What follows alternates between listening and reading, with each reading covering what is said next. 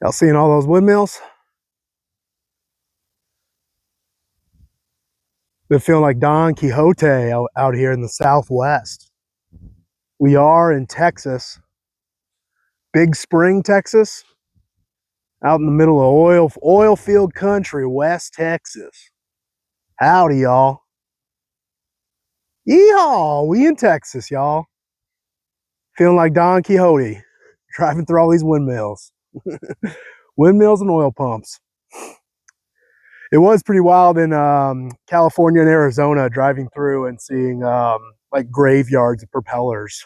Like just all of these things breaking. Yeah, good call. Nice job. How expensive it is and how much carbon it takes to like make those, and then they just break after like 5-10 years.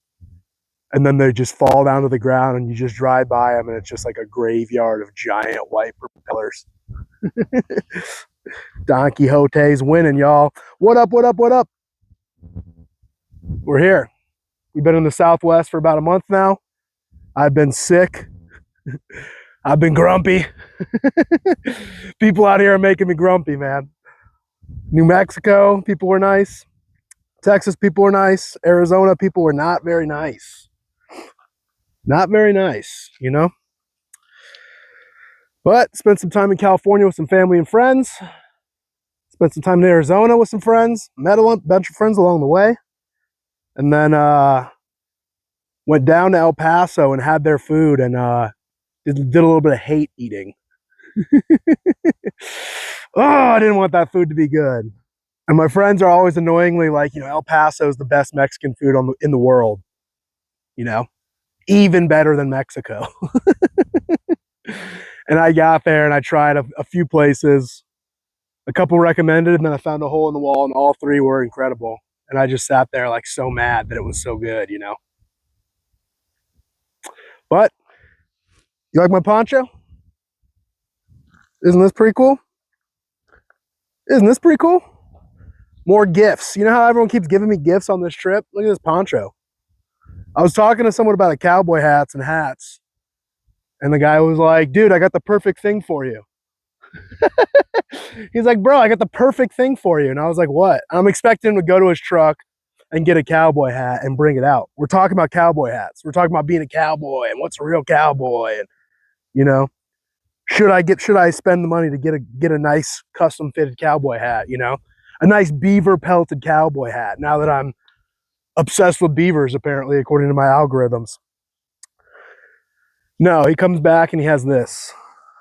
I thought it was a blanket at first. He like handed it to me. I was like, okay, what does that have to do with cowboy hats, dude? I got the perfect thing for you. And he comes back and hands me a blanket. He's like, no, dude, it's a poncho. And it's so sick, dude. I'm like poncho guy now. Like, this thing is so sick. I get out of my truck looking like gringo. Dangeroso gringo, baby. Peligroso gringo, aquí, bendito, en la cara, en tu cara, hoy. Can you tell I kind of speak Spanish? Caliche, Holmes. Hey, wey, ¿qué pasa, wey? Oh, cabrón, no bueno. But yeah, so yeah, I mean, languages. I go back to California. Go back and visit California for 3 weeks, 4 weeks, and all the hard work I did at getting rid of my accent, my stupid Southern California vulgarity and slang words and manner of speech, this sloppy, disgusting, stupid way that I speak, so lazy and so retarded, it all came back. And now I'm fighting it. Now that I'm in Texas, I'm like, all right, back to like really, really getting serious about yes, sir, no, sir. Yes, ma'am, no, ma'am. And like really speaking correctly. But all the old habits came back, you know? All the, like, actually, for real though, bro, you know? Like high key, no lie, for real, bro. Bruh.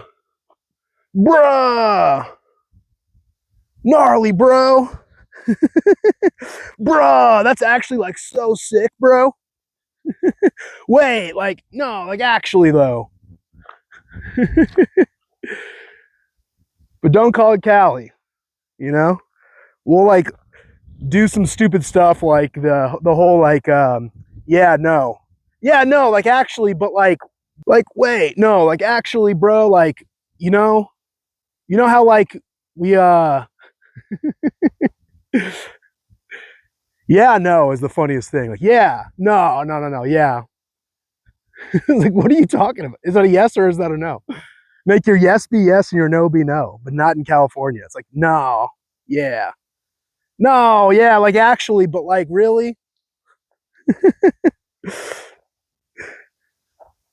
I love the like bruh, bruh. That's actually so sick, bro. So stupid. Hella. Everyone's saying hella. I forgot weirdo. Like California, I forgot everyone's always like weirdo is the insult, you know? I say that in the South and it's just whatever. It's like funny. It's like, oh yeah, that guy's weird. Oh yeah, we're a bunch of weirdos over here. In California, that's like straight up fighting words, you know? You call someone a weirdo in California, man, that like you might as well be calling them the worst thing ever. Like, yeah, that guy's a weirdo, bro. Bruh. Gnarly, bro. Gnarly, bro. Yeah, it's not Cali. It's not Cali. Don't say Cali. How dare you say Cali? It's California. But then they'll say stupid stuff like SoCal and NorCal. You know, it just none of it makes sense. Don't try to make sense out of anything. Just vibes. Just flow. Just let it go. Just don't think and just let it spew out of your mouth in a very stupid, unorganized way. You know. But I know, huh, is the funniest one. That was the one that like I feel like I haven't said that, and now I'm saying it all the time. Like, I know, huh? Yeah, right, huh? Like that, huh? Oh, huh? It's like a period at the end of your sentence, huh? Wait, was that a question? Like, are you asking me a question? It's like, yeah, huh? Yeah, that's right, huh? It's like, dude, this isn't a question sentence. You're agreeing. But my fellow retarded Cali bros know what's up. We're going to be getting in the Bible in a little bit. So have those ready. We're going to do a little bit of reading in Psalms if you want to turn there. We got some stuff. I'm going to fill you in on some stuff, some thoughts, some, you know, ponderings I've had as I've been traveling across the American Southwest. It is officially 2026. Happy New Year. Happy New Year, y'all. Yeah, I love the Cali thing. It's like the same, we'll get it. Put a pin on 7-Eleven. We'll talk about 7-Eleven in a second. But I love like, I love how like, you know, like actually, like, yeah, no, like actually, but seriously though, huh? All my California homies are like, I don't know what the problem is. He's just speaking my language. I don't even know what's wrong. He's just speaking correctly. Those are my Cali bros right now. Everyone else is like, yeah, you're a dumb idiot. Why am I even listening to you, right? But it's like it's like I love the yeah, no, the yeah, no, no, yeah. It's like, wait, are you saying yes or are you saying no? And it reminds me of like like every single store you go to in America today, and everything when you go to pay with a credit card is just different every time. Every machine is different. Where you're tapping it, tap it, don't swipe it. Swipe it, don't insert it. Insert it, don't tap it. Like, no, wait, tap it. No, hold it. You got to hold it a little longer on the tap. It's like, can we just standardize this? This is so dumb. This is so stupid. This is such a waste of energy. And everyone just kind of is like, whatever. Who cares? Who cares? Whatever. That's Cali bros right there. That's that same logic, that same energy. Whatever, bro. We'll get there eventually. Insert. No swipe. No, no, no. Tap, tap, and insert. But the next story, swipe more at all. It's always tapping, and then you get to one store and they're like, yeah, dude, you swipe your credit. Why wouldn't you swipe your credit card? And I'm like, am I in Looney Town? Are you gaslighting me right now? Did I go crazy? I feel like every store is telling me to tap it, and now you're acting like, just swipe it, bro. What's your problem? Of course the tap doesn't work. I'm like at the point where I'm just over it, man. But I'm over it, man. I'm just going back to like straight up gold bars and silver coins, you know? Just barter system. Just straight up like trading things. Like what's that old thing like you know, just straight like go medieval and just get like sticks and like cut little notches into them. Tally sticks, is that what they're called? You get the little sticks and etch little notches into them to barter correctly. Just got to return to monkey, man. Just straight up return to monkey. You know, I highly doubt that Agartha has currency anyway, so we're not going to need it where we're going. We're not going to need this paper or the numbers on our screen when we get to Agartha. You know what I mean? You know what I mean? Yeah, no. You know what I mean, huh? And we'll get to the tongue in a second. We're gonna get to some stuff, y'all. So get your Bibles out, get ready. We're gonna talk about some funny stuff, my thoughts, my ponderings, but we're also gonna get into a heavy topic. So stay tuned. Keep staying tuned.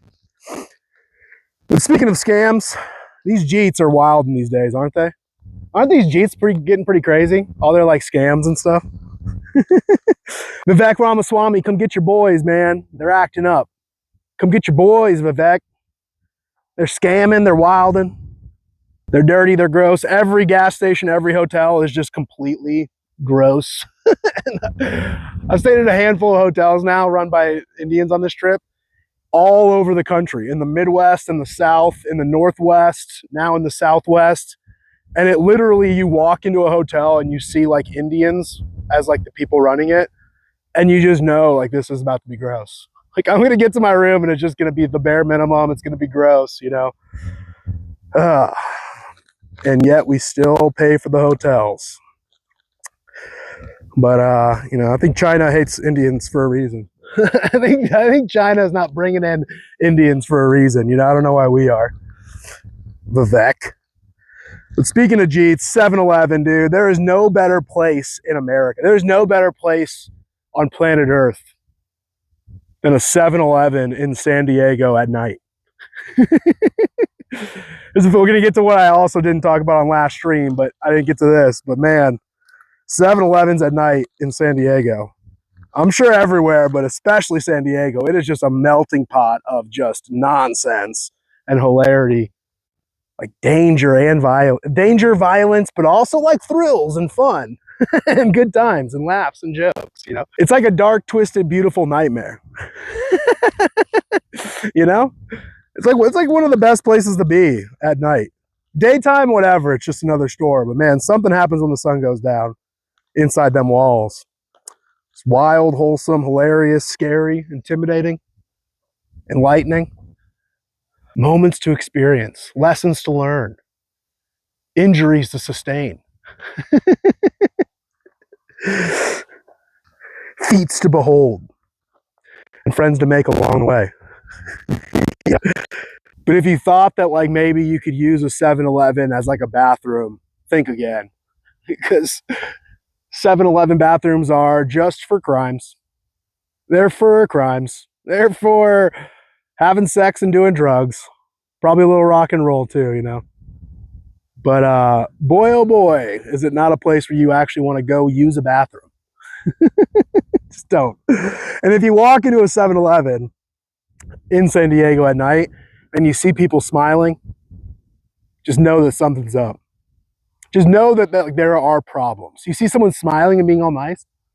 Hey, hi, nice to meet you. You're like, all right, who has the gun? Who in here has the gun and is like, did I just walk in on a robbery? Where's the scam? Where's the skimmer? Am I gonna insert my card and get scammed by a Jeet? No, sir, I believe I will tap. No, sir, actually do currency anymore. I have this gold bar though. I have this Hally stick with knobs in it. Will you accept my currency?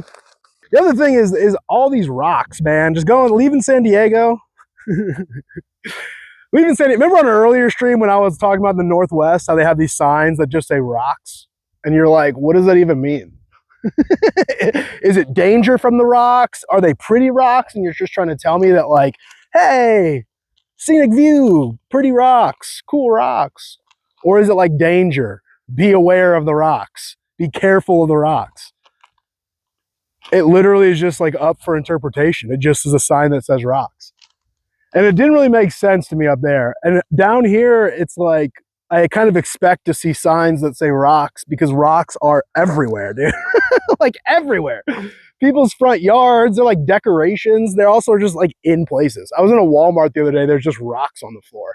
Like, where did this, does Walmart sell rocks now? It was like gravel rocks, like this stuff, you know? Like these right here. Just on the floor in Walmart. Like, were they in someone's boots or something and fell out?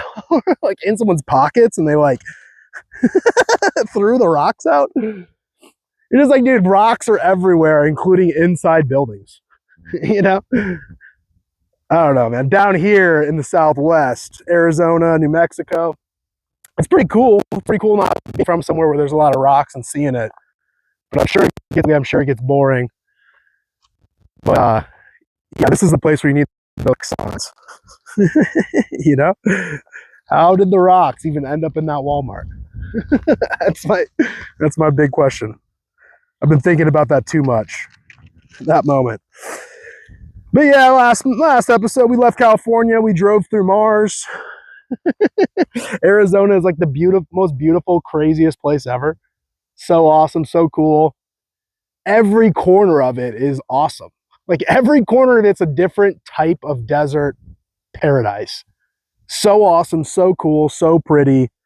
And the people there were so mean. They were so rude and mean. They wouldn't say hello, like nothing about, I mean, I could just ramble about this, but I kept being like, dude, I can't wait to leave this state. I was there for about a week and a half, hanging out with some friends, making friends, you know?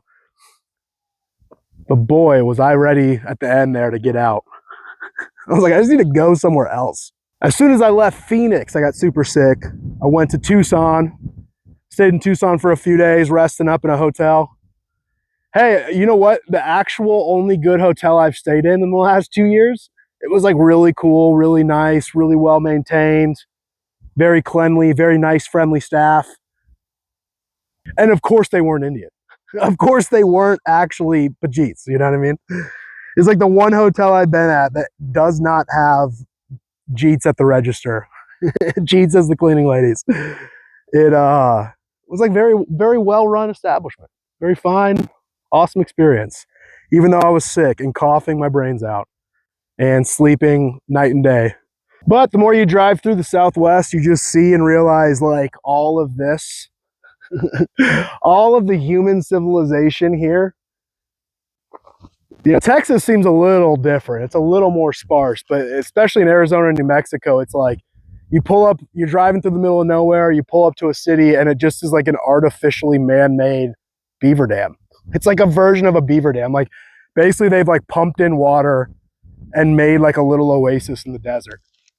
You know, just full of these little oases. Oases? Oasi? What is this? Is it oasi? Oases? Oases? Oases. We'll go with that. But now that my phone just will not stop showing me things of beavers all day, every day. Actual beavers, not what you're thinking in your head, you disgusting pervert. Actual beavers, constantly. My TikToks, my Instagram, just my everyday life. People just keep bringing it up. I was talking to this guy about a cowboy hat. I didn't even know they were made out of beaver skin. Like everything, every direction is just all about beavers. And then it's funny, like you see it. You see, basically, we have become beavers, where we just dam up things and make like the desert green. Like we reforest the desert. We like greenify the desert. You know what I mean? It's kind of cool. Shout out beavers. Shout out beavers. They do it better than we do, kind of. But they do it better than us because their version, like they make a little beaver dam and it brings life to the region. Like it prevents forest fires from happening. It like makes the desert green, makes the wilderness green. And like other animals come and like live with them and kick it, and like that becomes like the watering hole, you know what I mean? It becomes the gathering point of the neighborhood. And it's like, thanks, beavers. That's pretty sick of you, you know? That's pretty cool, bro.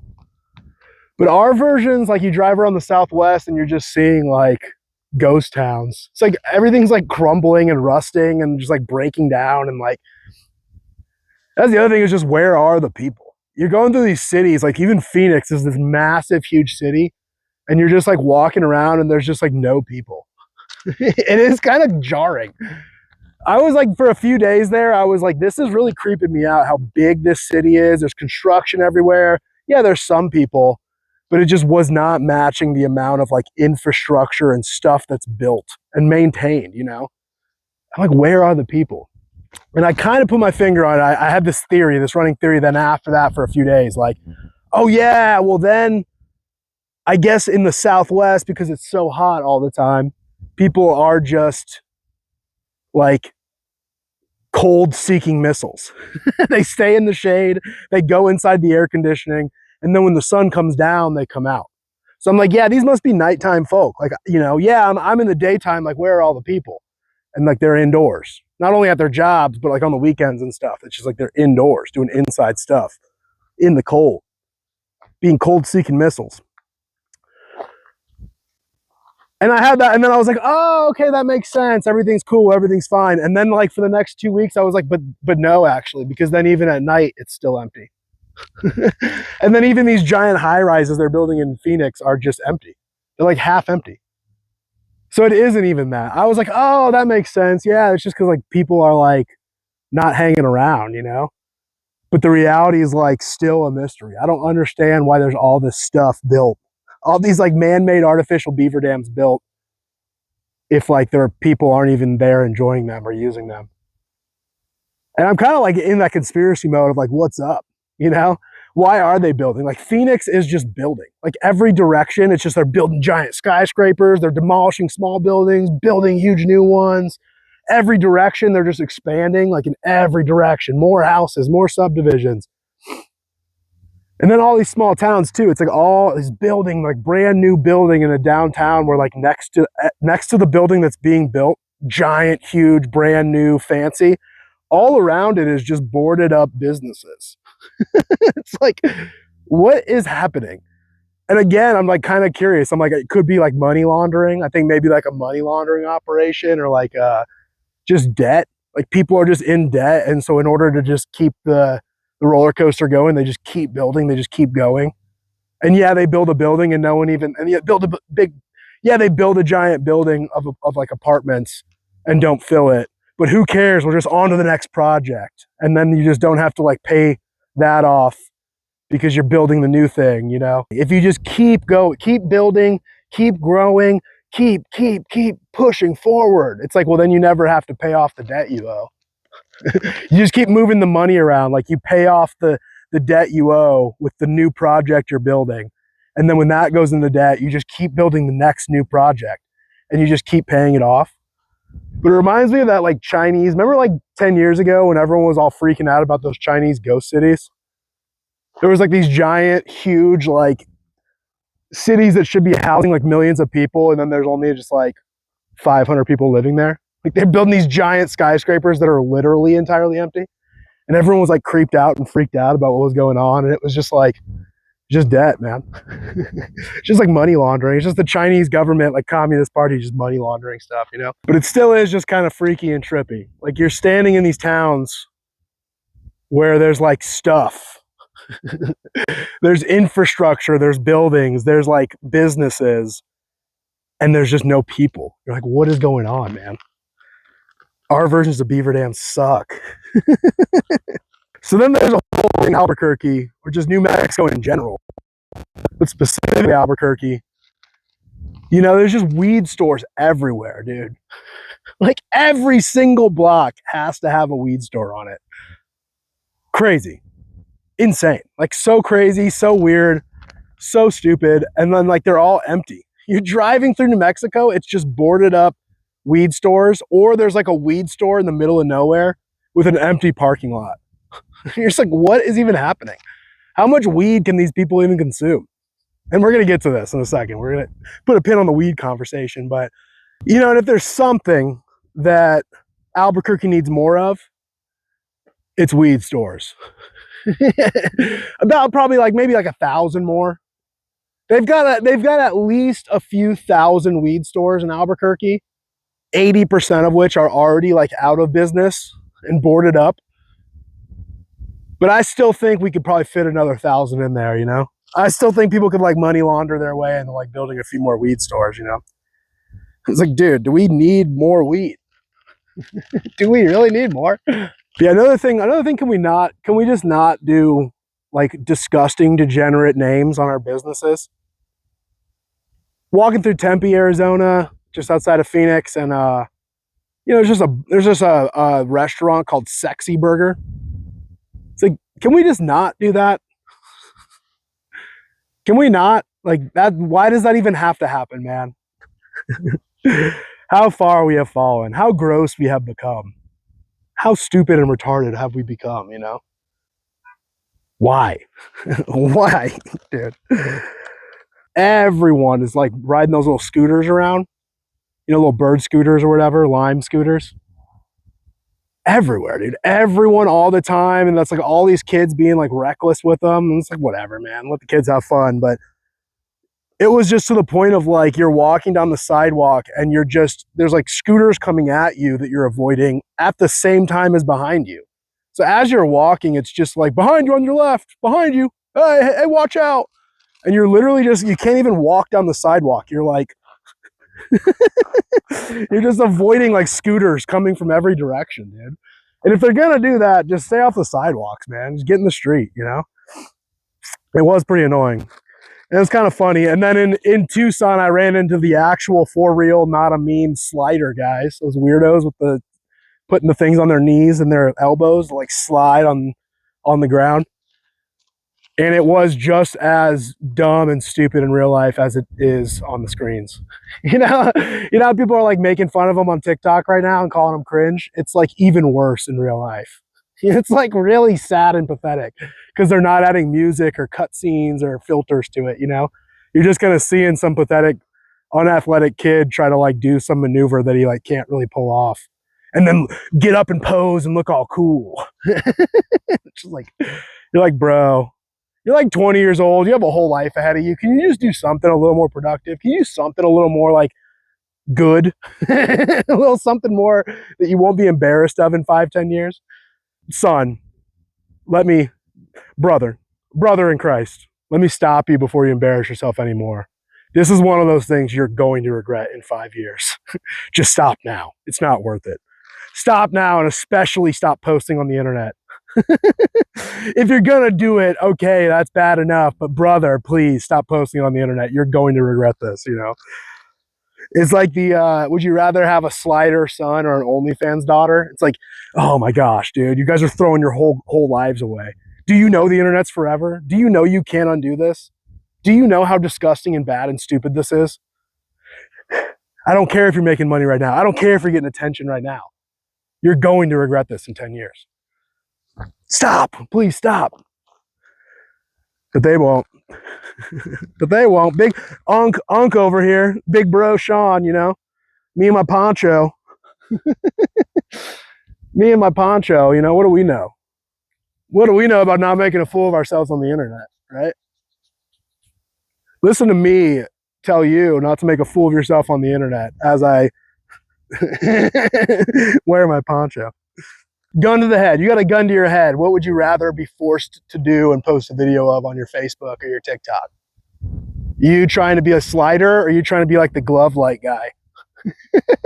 Gun to your head. You have to pick one. Which one would you rather do? Play with the light up glove things? This thing? Would you rather do this or would you rather like slide and like skedaddle on the ground, you know? Which one would you be least embarrassed of 5 years from now when your friends are pulling it up and laughing at you? Taking the divorce well, I see. All those kids taking their divorces very well. Look at me, Mom. Look at me now, Dad. I have 6,000 likes on TikTok. What do you have? What have you done? Look at me, Dad. I'm famous. I'm a micro influencer on TikTok because I slide on the ground. I don't want this to take all day. We're going to, again, we'll just keep skipping stuff. I feel like every episode I prepare and want to talk about so many things, and then I'm like, this is going to take 3 hours. Maybe I should only limit it to 2 hours. You know, that's grueling enough. That's long enough, right? Right? No. But heard a couple Southwest boomers, Arizona and New Mexico, like unironically for real in all seriousness, say this, like the phrase, "I don't care because I'm about to be dead," or like, "I don't care, I'm going to be dead in 10 years. I don't care, I'm retired." And I just want to like punch those people in the face. You know, not really, but it's just like, dude, it's the epitome of boomers. Boomers wonder why like the younger generations are starting to grow so much resentment and hatred to them. It's literally that mindset. If you want to sum it up into one phrase, it's, I don't care about this place, about my children, about my grandchildren, about the future. I don't care about anyone else. I am going to die soon, so I'm just going to live it up. I'm just going to recklessly spend my money. I'm going to go to a casino and gamble it away. I'm just going to buy a stupid house, a third house I don't need, while my kids are like still renting and paying off their student debt because I told them they need to go to college. They went to college. I didn't pay for it. They took on debt. And then when they left the job force, there's no jobs because I and my generation as boomers sold off all the jobs to foreign countries and are bringing in foreigners to even take all the tech jobs and any good, decent job that's still left. So now our kids and our grandkids are just in debt, struggling, can't get jobs, no job prospects, aren't even getting their inheritance because the boomers are spending it all right now on themselves. And it just is the epitome of why we hate you. It's just the epitome of why we're like, cannot wait for you to like leave. I don't even want to say die because that's not true, but it just is like, can you stop? Can you please go away? Leave us alone. You messed things up. You're not even attempting to correct the mistakes. You're not even admitting to the mistakes at all. And you're just going to be like, have this mindset on your last way, on the last legs. Not repentance, not, ooh, maybe we made a mistake. Not, ooh, let me make it right. I've lived for myself my whole life, all selfishly. Let me make it right for my kids and my grandkids. They literally aren't even doing that. There's no admitting they're wrong. There's no apologies. There's no repentance. It just is the same boomer mindset of, who cares? I'm going to be dead soon, so I'm just going to spend all my money and enjoy myself as much as possible. And literally, I was listening to this old man. He was nice. He was friendly. We were having a good conversation. He said that twice in the same conversation. And he even said he had grandkids. He's like, yeah, you know, I kind of worry a little bit about like my grandkids, but I mean, I don't really care because I'm going to be dead soon. I wanted to like smack him. Like, dude, that is so horrible. Your grandkids hate you. And if they don't hate you now, one day they will grow to hate you. And you just don't care. You don't care about them or what they think of you. It's crazy. We could just keep ranting about that all day, so I won't keep going. But the other thing is in the Southwest, it's so gross and stupid and noticeable. Like, it stands out so much more. These, like, the tattoos, dude. I feel like in the Midwest, like big cities, and on the West Coast, like big cities, all these liberals and, you know, just people, just idiots get a bunch of tattoos. I mean, that's a young people these days, kids these days getting tattoos, right? And everyone's got tattoos and stuff. But I feel like, you know, and I don't have any. I have 0 tattoos. I'm probably never, ever going to get a tattoo. I don't know why I would. Let me just correct myself. I will never get a tattoo. I think they're dumb. I think they're stupid. I think you're going to do nothing but regret it. Waste of time, waste of money. I just think they look dumb. Why not enjoy the body God gave to you? Why do you have to try to improve it, you know, improve on it or make it look cooler or get attention with what you've put on your body, you know? But at least in some places like the West Coast and like the northern Yankee state cities, like at least they're kind of cool. Like they're artistic, they're colorful. They'll be like these full sleeves of these cool, like a bunch of different patterns weaving in and out of each other, you know, or kind of meaningful things. Like you'll talk to someone and it'll be like something like, oh yeah, like this Bible verse, or oh yeah, this like national park or something, or my hometown state, or blah, blah, blah. It's like, there's always like a good story, you know? And I kid you not, man, I'm in the Southwest. I'm in Arizona, I'm in New Mexico, you know, Albuquerque, Phoenix, Tucson. And people just have the dumbest, stupidest tattoos, like nonsensically just all over their bodies. Like just little like a butterfly and a gummy bear and like a gun, and then just like, and they just don't even make sense. It literally is just like people are going into tattoo shops and just going like point, like almost like spin a globe. You know, you like spin the globe and put your finger there, and you're like, I'm gonna go to vacation here, and you put your finger on a spinning globe, and it's like a random thing. I feel like that's like people walk into tattoo shops and they just go, blah, blah, blah. They close their eyes and like, boo, boo, boo, boo, boo, boo, boo, that. And the guy's like, oh, okay, a spider. Where do you want it? And he's like, I don't know. Where do you think I should put it? I guess there's space here. Just put that random thing here and make it look cool, I guess. And then it doesn't even look cool. They look like stupid little doodles, you know? But it's so noticeable. It's like what's that? Like the Chipotle bag. You know what I mean? Like it's just like these dumb little colorless doodles just randomly on their bodies. It makes no sense. Multiple times I ask people like, oh, what's that about? And they're like, I don't know, it just looks cool. It's like a spider. It's just like, dude, you just like spent the money and time and endured the pain to put a spider on you, and you have like no reason to. You're just like, whatever. I don't get it, man. I don't get why people can be like that, recklessly stupid and careless about themselves and their bodies and their future. It just is, it's so jarring. It's like how much we've been living for ourselves at the expense of our own future, or at the expense of our like future generations' future, you know? It's just so short-sighted, so stupid, and it's like an intense extreme level in the Southwest. And people are just not nice. They're not friendly. They don't look you in the eye, you know? So I don't know what's up, man. There's something going on down here. It's like spooky. I don't like it. I actually can't wait. I'm in Texas now. I can't wait to keep going east. It's like now we're finally starting to get men again. It's like dudes, like men are driving trucks and like backing them into parking spots.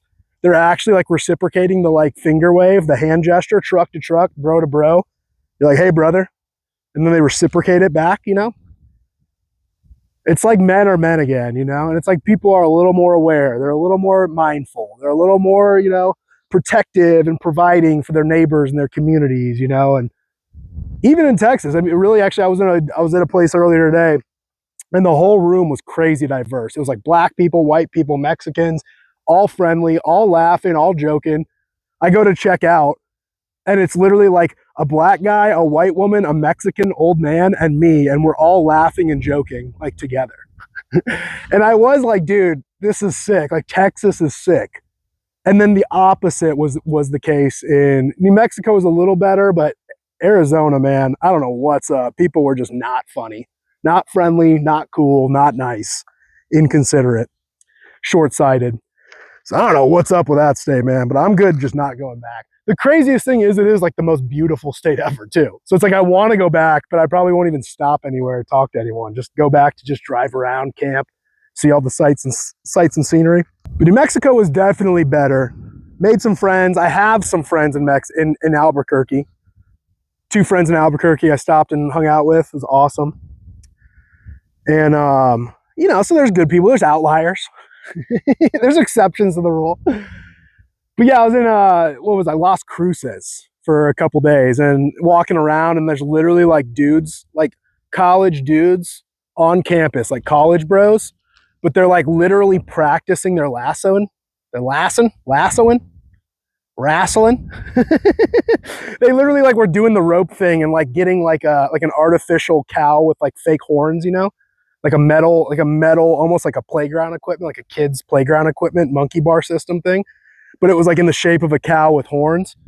And twice, 2 separate places, 2 separate guys, 2 separate days.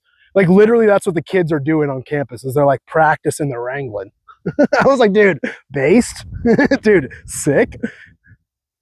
Breath of fresh air after being on the West Coast and seeing like very overly feminine, not manly, not masculine men. It's like, finally, bro. People are like driving trucks, wearing cowboy hats, and wrestling. I was like, yeah, this is sweet. This is nice. This is good. This is where I belong. But I was walking around the campus, you know, doing my thing, trying to find homeless people, give little care packages too, put some stickers up. And, you know, I stopped and started talking to this girl. She came up and was like, what are the stickers about? So she might even watch this channel, but she's not going to like what I have to say about her. Because we were talking, we were walking a little bit, and she's kind of cool. She's kind of funny. I was asking her questions like, where's the best food in town and stuff like that. Kind of talking about my journey and my trip. And at a certain point, she like busts out a tin of Zyn. Like she pulls out the Zyn and just puts 1 or 2 in or whatever. And then she's like, do you want any? And I was like, no. And she looked at me like I was like a freak. Like she looked at me with the most like appalling, like, what? How is that even possible? You weirdo. Like that is the look she gave, is the equivalent of calling someone a weirdo in California. That's the look she gave me. Like, how dare you not accept my Zyn? And I'm like, lady, look, I used to smoke cigarettes and cigars. I used to dip in high school when I played baseball. Yeah, I get it. I'm a nicotine guy. I like the nicotine rush. When I'm old and when I become a boomer and my mindset is, who cares? I'm going to die in 10 years. When that is my mindset, when I've reached that state of my life at age 65, when I just go, screw it, who cares about my kids or my grandkids? I'll just live for myself. That's when I will pick back up smoking, and I will enjoy smoking cigarettes again and not have to worry about the consequences. But until that day, I will not smoke. I will not use tobacco. I've been free for about 6.5 years now. But it was just weird. She looked at me like, ew, gross. You don't use Zyn? And I would start looking at her like, ew, gross, dude. You're like a woman. You're like a cute young woman, and you're like putting this Zyn in your mouth. It's so gross, dude. It was so I was like instantly like trying to, ooh, okay, we were having a fun little conversation. Yeah, cute, ha, ha, ha, fun. Yeah, good recommendations, good stories. And I was like, oh, okay, I gotta get out of here. Nice to meet you. I'm gonna be on my way, I don't want to talk to her, man. Something about it was so revolting, But it's just like that whole, I feel like that's a growing trend with women these days, is they are acting more manly, they are acting more masculine, yes. But it is like in this still kind of like pretending to be like, look at me, I'm quirky and cute. I do what the guys do. He. Look, I'm so quirky. I put a Zyn in. He. Aren't I so cute? Aren't I quirky? And I feel like guys are like, no, dude, gross. Like, if I wanted a partner, like a significant other, a person I was going to start a relationship with that acts like a man, like I'll just date a man. I'll be gay with some men. They're like less hassle and less stress. If you're gonna act like a man, why wouldn't I just go be with a man? I don't understand how they don't see that logic. Like, men want women. We don't want men, I don't want some gross dip chewing female playing video games and like saying racist jokes and stuff and being like, isn't it quirky and cool and funny? I'm just like one of the fellas, right? And I'm like, gross, ew. I'd rather just go hang out with fellas, That was a weird one, man. It was gross. It was gross. And then I was in El Paso for a couple days, and it is the loudest city on planet Earth just because of the cars. I mean, it is the loud car capital of the world. I don't know why every other person in El Paso has to have a car that screams at the top of its lungs. But every other car driving down the street is either loud on accident, like there's something wrong, like it's squeaking because of a belt, crazy loud, or like something, doesn't have a carburetor or whatever on it. I don't know cars, but you know what I mean? It's like either there's like a problem with it and it's like a janky beater that's like driving down the street all loud, or it's like these Mexicans that like soup up their car to be all revving all crazy and burning out and peeling out and just being crazy loud as it drives down the street. It was so dumb, dude. I was just driving around. I literally just put headphones on, like the biggest, loudest noise canceling headphones on to just walk around the city. Like, you couldn't not. It was so crazy how annoyingly loud it was. So I don't know, man. I'm good on that. The food was great. It was. Unfortunately, I wanted it not to be so bad. I wanted to say San Diego's Mexican food is better than El Paso's Mexican food, but I still might not fully admit it, but I'm gonna pretty much admit it. I'm gonna own up to it. I'm gonna be honest here and say it might actually be better. And I guess I skipped over it, but there's a crazy thing in Tucson, man. Pretty much, I mean, all these towns, pretty much. Any like major city, like college town I've been going to is kind of the same. But Tucson was like aggressively like this, where there's like ice cream shops all over the place. Like there's too many ice cream shops. Again, like what is going on? I was like, this has to be a money laundering operation. There's no way, you know, you walk in and it's like crazy expensive and like, it's like a college town. It's like not a fancy town. It doesn't strike me as a very wealthy, like in Nashville, it's like there's a lot of wealth all around. There's people moving there. You can just feel like there's people with excess money in their lives to spend on something stupid like ice cream. But in Tucson, it's like, I don't really understand or see how people can be affording all this ice cream. I get it, it's hot. I get it, it's sunny. I get it, it's the desert. People really like ice cream, I'm sure. It's probably big business. What I'm talking about is like an excessive level of ice cream stores. What is even happening here? How is this even possible? Like, how are people affording this ice cream? Where is it coming from? Where is it going? How? But everyone is just cold seeking missiles. So I guess they're just going to the shade, they're going to the air conditioning, they're going to the ice cream, and they're just paying for it, I guess. It's where everyone puts their money in, is just not being hot around here, I guess. I feel like a lot of this is like a weird money laundering operation happening. All these like empty weed stores, they're building new weed stores, all these empty buildings, you know, empty giant huge skyscrapers in Phoenix. It just is. It's like an artificial beaver dam that doesn't make sense. But yeah, it's like you can kind of tell it's like a turf war, ice cream shop turf war to be like the coolest and the most family friendly or like the most edgy. It's like all these little competing ice cream shops all over the Southwest, you know. And it's like the stereotypical gentrified neighborhoods, you know. It's just like too stupid. It's like you got a pub on the corner, and then you got like a tattoo parlor, and then a vintage clothing store, and then a record store, and then another bar, ice cream shop. You got another tattoo place. You got another ice cream shop, more vintage clothing, cupcake store, lawyer's office, more ice cream for some reason. Tattoo parlor again, another ice cream shop next to it. Another fancy, crazy, weird donut place next to that.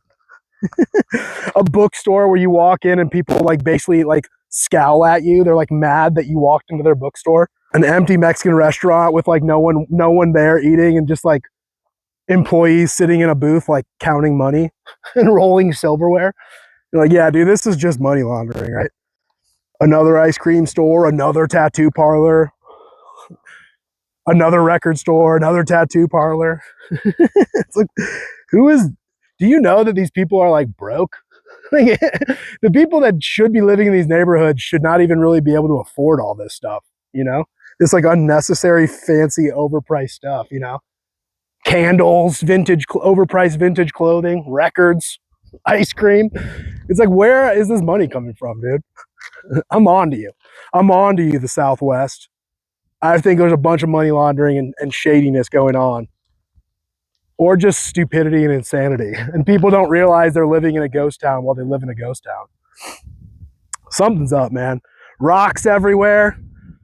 New Mexico, I'm on to you too, New Mexico. People are a little nicer, but I'm on to you. They put their traffic lights sideways, like horizontally instead of vertically. You know, red, yellow, green. It's like up. Red on top, yellow in the middle, green on the bottom.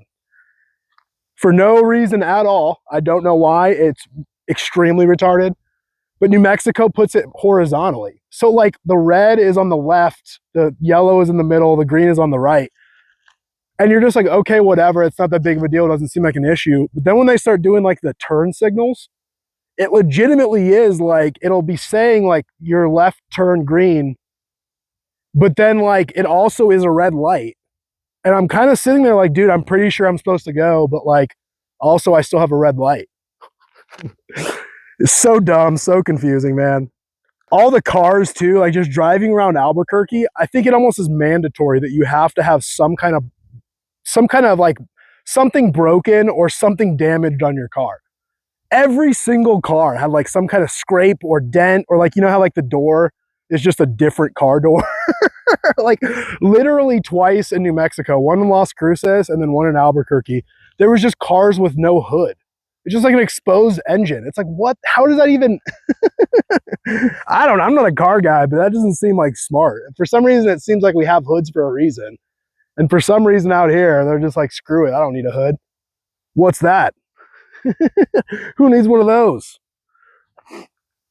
So that was pretty funny. That was pretty nutty. Not falling for it, New Mexico.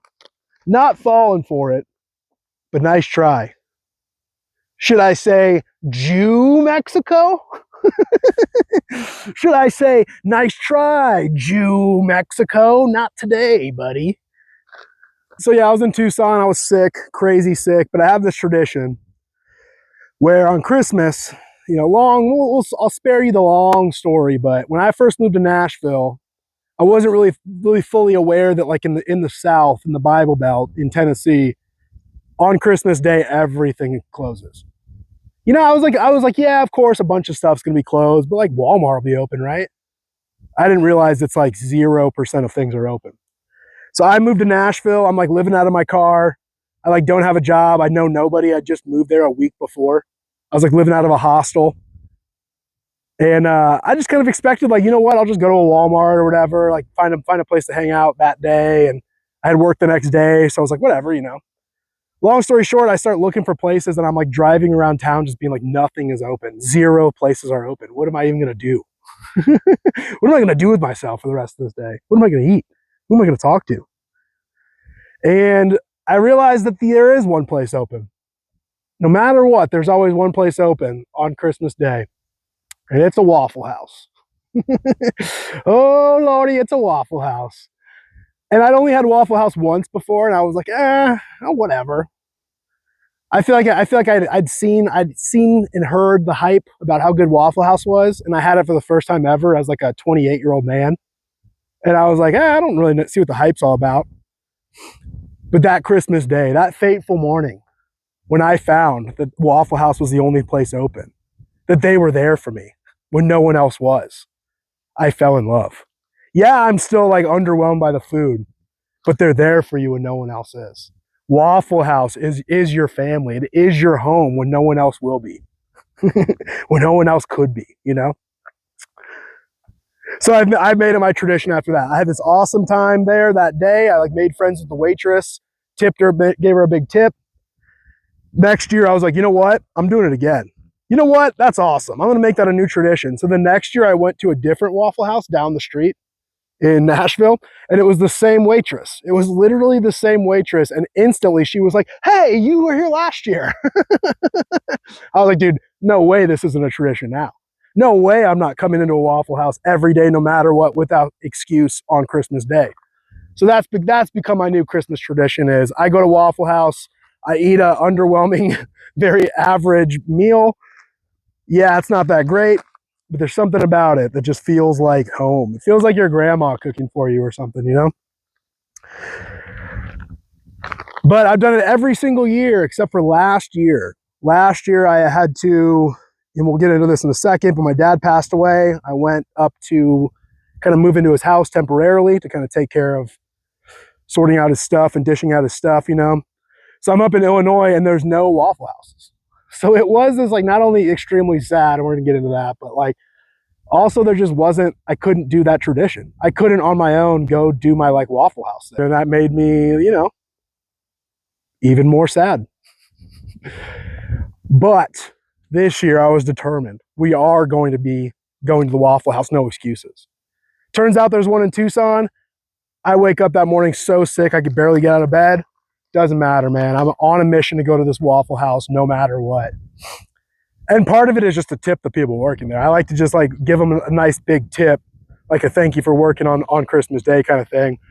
But this Waffle House in Tucson was the craziest, shadiest Waffle House I've ever been to. I know that they're out there. I know that's common, but I've never been one this sketchy. Empty. Usually on Christmas Day they're a little more crowded. This was just empty. It was so sketchy. It was so shady. And then the 3 ladies working, you know, they do this thing where they actually they try to let like employees who don't want to work, who actually want the day off, take a day off. And I guess what they do is they bring in like the, you know, like the office workers, the sales people. So literally my waitress was like a sales rep. And then the other waitress that was kind of helping me was like marketing director. And I think one lady who I think is just a waitress was like by default cooking. It was the most insane, crazy, stupid. None of them knew what they were doing at all. The one woman cooking barely knew how to cook. The other two girls were like kind of even maybe making these comments as we were talking and stuff that were just like, hey, can you cook me something? It's like, because they have no idea what they're doing, you know? So it was like cute. It was wholesome. They were a little, you know, you can just tell they weren't waitresses. They weren't really saying like the right, correct, polite things. They weren't really like being considerate, you know? You just tell. It's just like you stick to your day job. Go back to sales. You shouldn't really be cooking. You shouldn't really be taking orders, you know? But no matter what, still got a decent meal, still tipped them, still thanked them, still had a decent fun little time, you know? In the sketchiest Waffle House in America in Tucson, Arizona. And if you're out there and you're thinking, you know what? I'm too good for Waffle House. Waffle House is gross. Waffle House is stupid. You're disgusting for eating at Waffle House. Just know I don't. The only one day of the year I actually eat at Waffle House is Christmas Day. But also that is the perfect sorting like test. Like that is where you can just perfectly sort out your friends. Like the real ones, the homies. Also like who you're gonna marry. Say you're dating a woman, you're like, man, I wonder if she's the one. I really feel like she's the one, but how do I know? Invite her to Waffle House and see her reaction. She doesn't even have to like it. She doesn't have to even fake liking it, but will she tolerate it? Will she put up with it? Will she not push back? And if she does, no, I don't want Waffle House. No, it's gross. Let's go somewhere else. No, I don't want, no. Protest. It's gross. It's stupid. Starts insulting it. That's how you know, sorry, lady. You check all the boxes and we really had a lot of chemistry and man, we could have been really compatible and good with each other. But if you're gonna disrespect Waffle House, kindly see yourself out. Sayonara, señorita. Goodbye. Adios, chiquita. Because I am going to be going to Waffle House. And I expect you to at least just put up with it. Just at least, I mean, imagine how many things we as men have to put up with you, with your nonsense, with your craziness, like holding your purse in public, walking into a mall with you as you like shop. And we just have to sit there and just take it. You just have to like sit there and just be like, all right, I'll do it for her. I'll just grin my teeth and bear it and look stupid and just do this thing I don't want to do for the next hour. Like if men are going to do stuff like that for you, then you need to do stuff like that for a woman. And men, that's like a sorting. That's like the sorting hat at Hogwarts or whatever. Like that is how do I know if she's wifey material or not? Will she just put up with like a half an hour of me going and enjoying a meal at Waffle House? I mean, a cherry on top and ice cream on top. Hey, can we get married now? Instantly would be like, hey, let's go to Waffle House. And she goes, oh, yes, I love it. Oh, yes, I can't. Yes, absolutely. I'm buying. You're like, you must be a fed. You must be a man because you're too perfect. Lady, you're too perfect. Not only do you like it, but you're going to pay for my Waffle House? Lady, can I marry you 3 times? Can I marry you 18 times? Is that possible? You don't have to like it. You don't have to like it. You just have to accept it. It's the best, worst goy slop on planet Earth. Or the worst, best goy slop. Like it is goy slop. It's not healthy. It's not even that good. There's just something about it that just feels good. There's just something about it where you just like, I don't know. If you know, you know, you know? If you know, you know, I guess. So, was walking around Phoenix and met a cool dude, security guard named John. See this guy? Who hooked me up with these? One of those, because I am currently 6 years sober. And he also hooked me up with a second one. 7, because in March I will be 7 years sober. And I met this guy and we talked. He was really cool. Shout out, John, security guard in Phoenix. I wish I remembered your TikTok channel right now off the top of my head, but he has a TikTok channel called like Downtown Phoenix or something, where he just kind of documents the hilarity happening on the streets down there every day. But we were talking, you know, I'm talking about sobriety and all this kind of stuff. He hooks me up with these coins, which is pretty awesome. And we were talking about it, but and I have 2 confessions. I have 2 things to talk about here. We're gonna get deep. Get your Bibles out because we're gonna dig into that a little bit. But also 2 things. One is just gotta confess here. got some confession to do. I sober for 6 years. I used to be a huge pothead. Like I mentioned earlier, I used to smoke cigarettes and like dip and do, cigars. I used to drink all the time, like just a godless, degenerate fool, wasting my money and my time being an idiot, And you've heard my testimony. If you haven't, go back and listen to, I think episode 11 has my full testimony. It was good for about 6 years. And then this year, started smoking weed again. Not that I've even been hiding it, but it just is not good. I'm not promoting it. I'm not bragging about it, And the other thing was, last episode, or the episode where I'm on the beach, in San Diego, I think 2 episodes back. So whatever this number is, 2 episodes ago, I'm on the beach and I'm talking, and I kind of chickened out. I was going to talk about my dad because that day was the 1-year anniversary of his passing. A year ago on Thanksgiving, had this awesome weekend with my father. All Thanksgiving weekend, it was incredible. It was awesome. I drive back home to Nashville. 2 weeks later is his birthday. December 9th is his birthday. So I'm talking to him on the phone. We're texting. We're just having this jovial time, Everything's fine. Everything's normal. It's my dad. Oh yeah, I'll see him soon. Yeah, he's recovering from a back surgery, but we're talking, we're chatting, everything's normal, And then on December 16th, I get the call that he passed away and my world fell apart. It's been a year of just chaos and heartbreak and sadness. God has worked and moved through it all in a lot of ways, and Satan has as well, And part of it was, my dad lived in Illinois. He was a big weed smoker. He wasn't a drinker. He didn't do anything really. He just kind of liked to chill out and smoke weed. Same. I wonder where I got it from, that habit to just kind of chill, hang out, have a good time, be happy, feel good, good vibes kind of mindset. But so, I move into my dad's house. We, do the funeral, all that kind of stuff. I start sorting out his things. I quit my job. I moved up to Illinois, moved into his house, cleaned everything up, sorted everything out, and got it ready to be, sold and all the estate stuff going on or whatever. But it was just me alone in his house doing that. I guess even before that, I'm kind of skipping a part, but before his funeral, my brother and sister came to town and they were smoking weed. I had not smoked any weed for 6 years at that point. Almost 6 years at that point. My brother and sister are there. We're being sad. We're having a good night together. And they just start loading up weed and smoking it. And at a certain point, they just keep offering, do you passing it to me? Do you want to hit? And I'm like, no. After a few minutes, I'm like, you know what? I'm sad. We're here. We're sharing a good moment together. Little did I know it would all fall apart there in a week and turn into an absolute hell with them. But it was a nice little moment there for a second. Yeah, let's do this together. Let's 3 kids. Let's honor our dad by, trying to laugh and feel good and enjoy each other's company a little more, and in honor of him, and he would have liked it, and blah blah blah, all the stupid stuff you would say. And I smoked maybe 2-3 hits, and it was so crazy and so intense. I haven't smoked in 6 years, but also the weed's gotten so potent and crazy, So that was a trip. I took 2 hits that night and was never again. That was so crazy and stupid and dumb. I shouldn't have even done that, but all right, that was it. Dumb, stupid mistake. We're going to be done. Moving on. Back to being sober.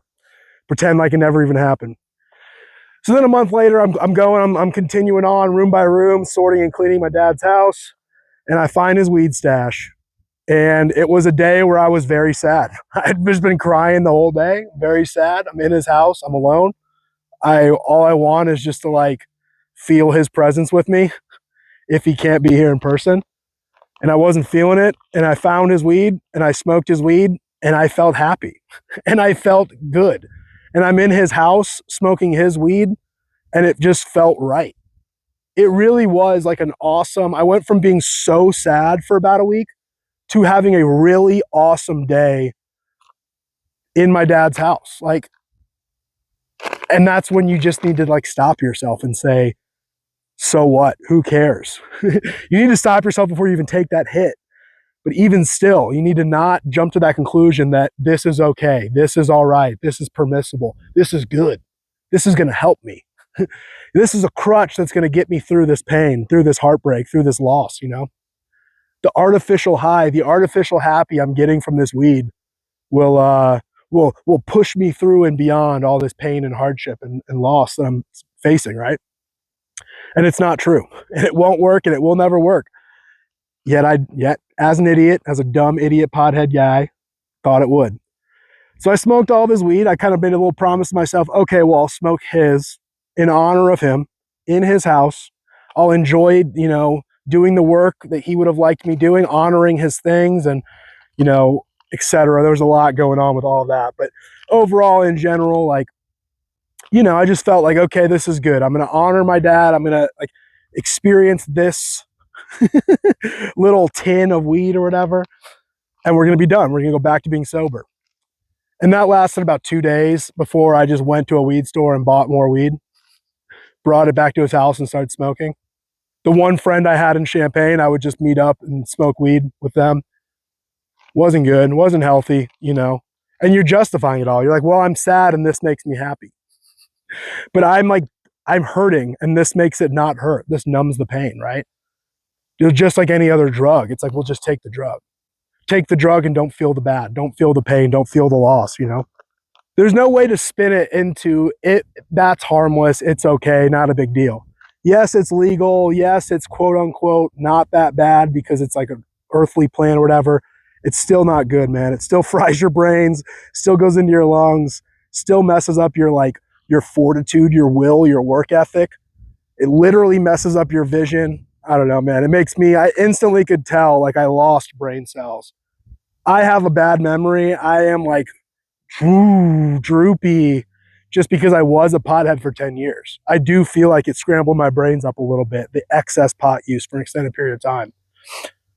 And I know that about myself. I recognize that about myself. And yet, even still in that moment of weakness, I just excused it away and said, it's no, but just a little bit, but just for a little while, just while I'm here. You know, you're just coping with whatever you can, but only, not really, you know, you just, any excuse, any way to justify it, excuse it, make it happen. So I do reach a point after about a month, I'm like breaking down. I'm repenting before God. I'm apologizing. I'm, you know, asking for forgiveness. I go back to Tennessee with my homeboys down there. I'm confessing to them. I'm asking them to start holding me accountable, to start convicting me, to just get serious again about never being weak again like that. And that lasted a while. That lasted, I mean, from the episode 1 is when I'd stopped before episode 1 on this channel. So you're watching me not like become sober again all summer. And then when I was on this trip, I was going through, we were camping out in Yellowstone. After I left Yellowstone, I went up into Montana, outside of Bozeman, camping around, and weed's legal and it's everywhere. And I was at a campsite and I made these friends at a campfire, like the campsite 2 sites over, made some friends. They invite me over to the campsite. We're hanging out. We're having a good time. Yeah, they're doing a little drinking. I'm not. I'm like, yeah, no, you're good. I don't mind. You know, we're hanging out, we're drinking. All of a sudden they start lighting up, sparking up joints. And they pass them. Hey, bro, you want this? And in that moment, that's that split second decision. Hey, bro, you want this? And it's out in front of you. You can reach out and grab it, or you can put a hand up and say no. And in my moment of weakness, as a fallible, imperfect human being, as a guy that is like an addict, is like a guy who has a tendency to seek for himself, to satiate himself, to feel good, to avoid pain and feel good, you know? As a man who's weak and needs to cut off his hand because it will cause him to sin, who needs to be the man who is disciplined enough to cut the hand off before it sins, because my hand will sin. And my hand did sin. My hand did reach out and say yes and grab the joint and smoke it and have a great time. Have a fun night with these guys. Yeah, haha, laughy, laughy, joke, joke. Wake up the next day feeling horrible. Feeling horrible mentally, physically, spiritually. And again, you'd think, I'm like, again, repenting, again, confessing, again, being like, okay, sobriety starts now. Back to it, you know? But it didn't. But I went on into Washington. There's weed everywhere. Everyone's offering it to you all the time. Everyone's smoking it everywhere. And again, I figured, you know what? I'll get a vape pen, one of those little, vape pens with a control on it so I can control the hit. As weed these days are getting a little too intense, a little too trippy. What if I just get a real mild, really low dose? That'll be cool, right? That'll be acceptable. That'll be okay. So I get that. And even the vape pens are so crazy, so strong, so potent. And by the time I got to California, so the stream room at the Redwoods, literally the day I filmed that stream, that morning I woke up and I just said, God, I can't do this on my own. I keep telling myself I'm gonna stop. I keep getting it off. It keeps popping up in my face, being offered to me. It's so tempting. It's everywhere. Everyone smells like it. All these states, it's legal. It's okay. You're not breaking any laws. It's not that bad. You can just do it by yourself. You don't have to even bother anyone. It's just in your face all the time, everywhere. And if you on your own are just saying like, I will stop, you won't. You won't. If you're trying to avoid cutting off your hand and thinking that you'll just be good enough to not reach out and grab what's bad, you won't. On your own, you won't. You might do it for a time. You might go, I went 6 years. You can go years. You can go months. You can go a long time. But unless you truly get to the point where you're willing to cut off that hand and hate your sin so much that you're willing to do whatever it takes to stop, that you're willing to call upon your Lord and say, Lord, I need your help with this. I cannot do this on my own. Clearly, I can't do this on my own. I need you. It will never work. You will always fall short, And so we're going to read Psalm 101. If y'all want to get your Bibles out and read along, we're in Psalm 101. This is the word of our Lord. May you hear and understand. May all who hear understand. Psalm 101, a Psalm of David. I will sing of loving kindness and justice. To you, O Lord, I will sing praises. I will give heed to the blameless way. When will you come to me? I will walk within my house in the integrity of my heart. I will set no worthless thing before my eyes. I hate the work of those who fall away. It shall not fasten its grip on me. A perverse heart shall depart from me. I will know no evil. Whoever secretly slanders his neighbor, him I will destroy, says the Lord. No one who has a haughty look and an arrogant heart will I endure. My eyes shall be upon the faithful of the land, that they may dwell with me. He who walks in a blameless way is the one who will minister to me. He who practices deceit shall not dwell within my house. He who speaks falsehood shall not maintain his position before me. Every morning I will destroy all the wicked of the land, so as to cut off from the city of the Lord all those who do iniquity. What up, Roadrunner? Look at that Roadrunner. You coming to hear the word? You want to hear and understand the word of your Lord? Beep, beep. Beep, beep. Come on. Wouldn't it be funny if I just started chasing it around? Chasing it around and then I slammed into a brick wall comedically. Smacked my face into a brick wall. Wouldn't that be funny? So another thing I forgot to mention is just in general, if you've noticed on my streams, as I pick out cactuses from my as I have cactuses digging into my feet through my shoes. So another thing too, I forgot to mention just now is just cursing and vulgarity.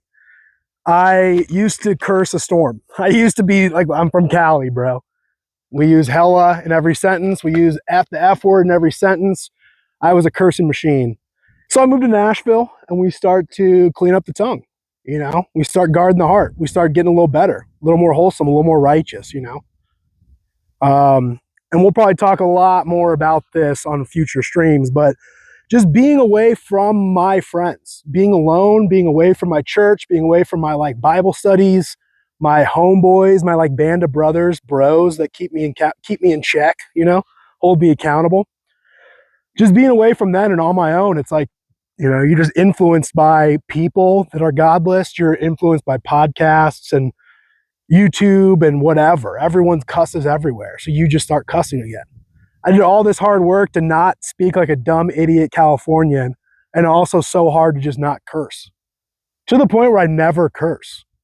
And now this year, I'm like cursing all the time. I actually don't even realize I'm doing it. Like, I'll just say it and then I'll hear it back as I'm editing the podcast. I'm like, dude, I just dropped an F-bomb there. Like, I didn't realize I did that. That wasn't intentional, but I like listen to myself back and I'm like, bro, I'm just like dropping S-bombs and F-bombs all the time.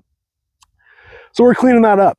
So we're on a mission to stop that. It's time for no more excuse making on that, not only just on stream, but just in my everyday life, just permanently for good, hating what is not good and pursuing what is good, right? Hating what God hates, which is evil, which is vulgarity, which is like weak words coming out of your mouth.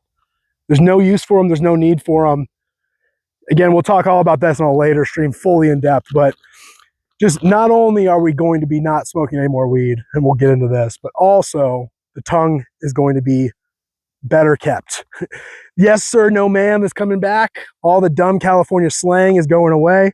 All the curse words are going away, and keep the weed out of my face. It's not happening. So we need to make a daily mission. Our daily mission as believers must be to hate what God hates and to love what he loves. You need to shut your eyes to what is evil and fix your eyes on what is good. Easier said than done. Easier said than done. But God hates my sin. God hates sin. God hates your sin. So I need to hate it too. You need to hate it too. We need to hate it too. If we want to return the favor he's given to us for just everything, all of it, your life, all the second chances he's given you, everything he's given to you, you want to start to begin to repay the favor, your heart needs to come to an understanding that evil is hated by God. That is what evil is, what is hated by God. Therefore, we must hate it too. We want to be like him. We want to honor him. We want to glorify him in our thoughts, our actions, our words. We need to also hate what he hates, which is vulgar words, which is doing drugs and being a drunkard, which is being out of your mind, which is being sad and depressed, These things are not bringing him glory. We are going to fall short. We are going to make mistakes, We are going to be tempted and fall victim to the temptations of this world, to our flesh. But it needs to not be accepted. It needs to not be like a flippant attitude that says, no big deal. It's harmless, right? Not a big deal. It's just a little bit of sin. It's just one-time sin. Yeah, I was good for 6 years not sinning. Yeah, just a few months of sinning will be fine, right? I've earned it. Right? I've earned it. It's excusable. I'm sad. It's excusable. I had an unexpected loss. I lost my best friend and my father. How many of you out there would say, dude, it's okay. Just smoke a little weed. Be happy, But it is inexcusable. It is sin. Not because it's illegal, but because you are not able to be of sound mind. You smoke weed, there's not even alcohol where you can have a beer and be like, okay. One hit of weed, especially the weed these days, it's so crazy, so intense. It's basically psychedelic drugs. There is no sober-mindedness when it comes to smoking weed. So I'll just stop repeating myself, but God hates sin. You should too. And you should take it seriously. You should do whatever it takes to avoid it. You should be cutting off your hand if that's what it takes. Metaphorically, right? But we have to stop it. We have to overcome it. We have to crush it.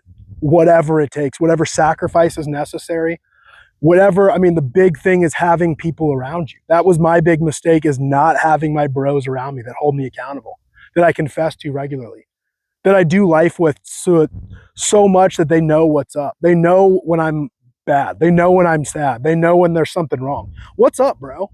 You seem a little off, man. What's up?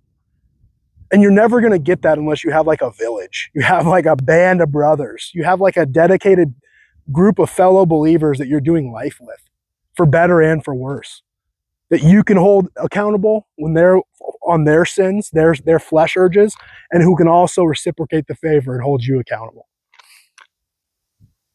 Y'all, you want to do that? You want to help me? I will set no worthless thing before my eyes.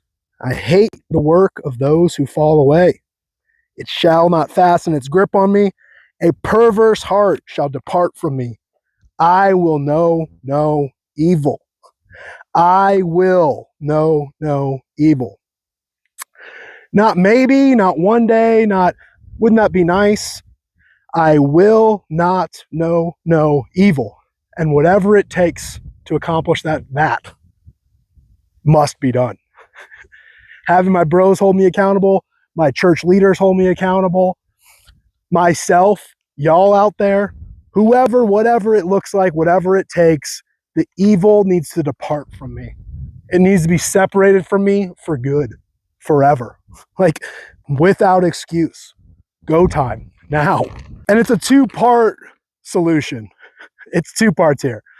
You have to not only fix your eyes on what's good, pursuing what's good, understand what's good and why it's good and why you should strive for it and seek for it.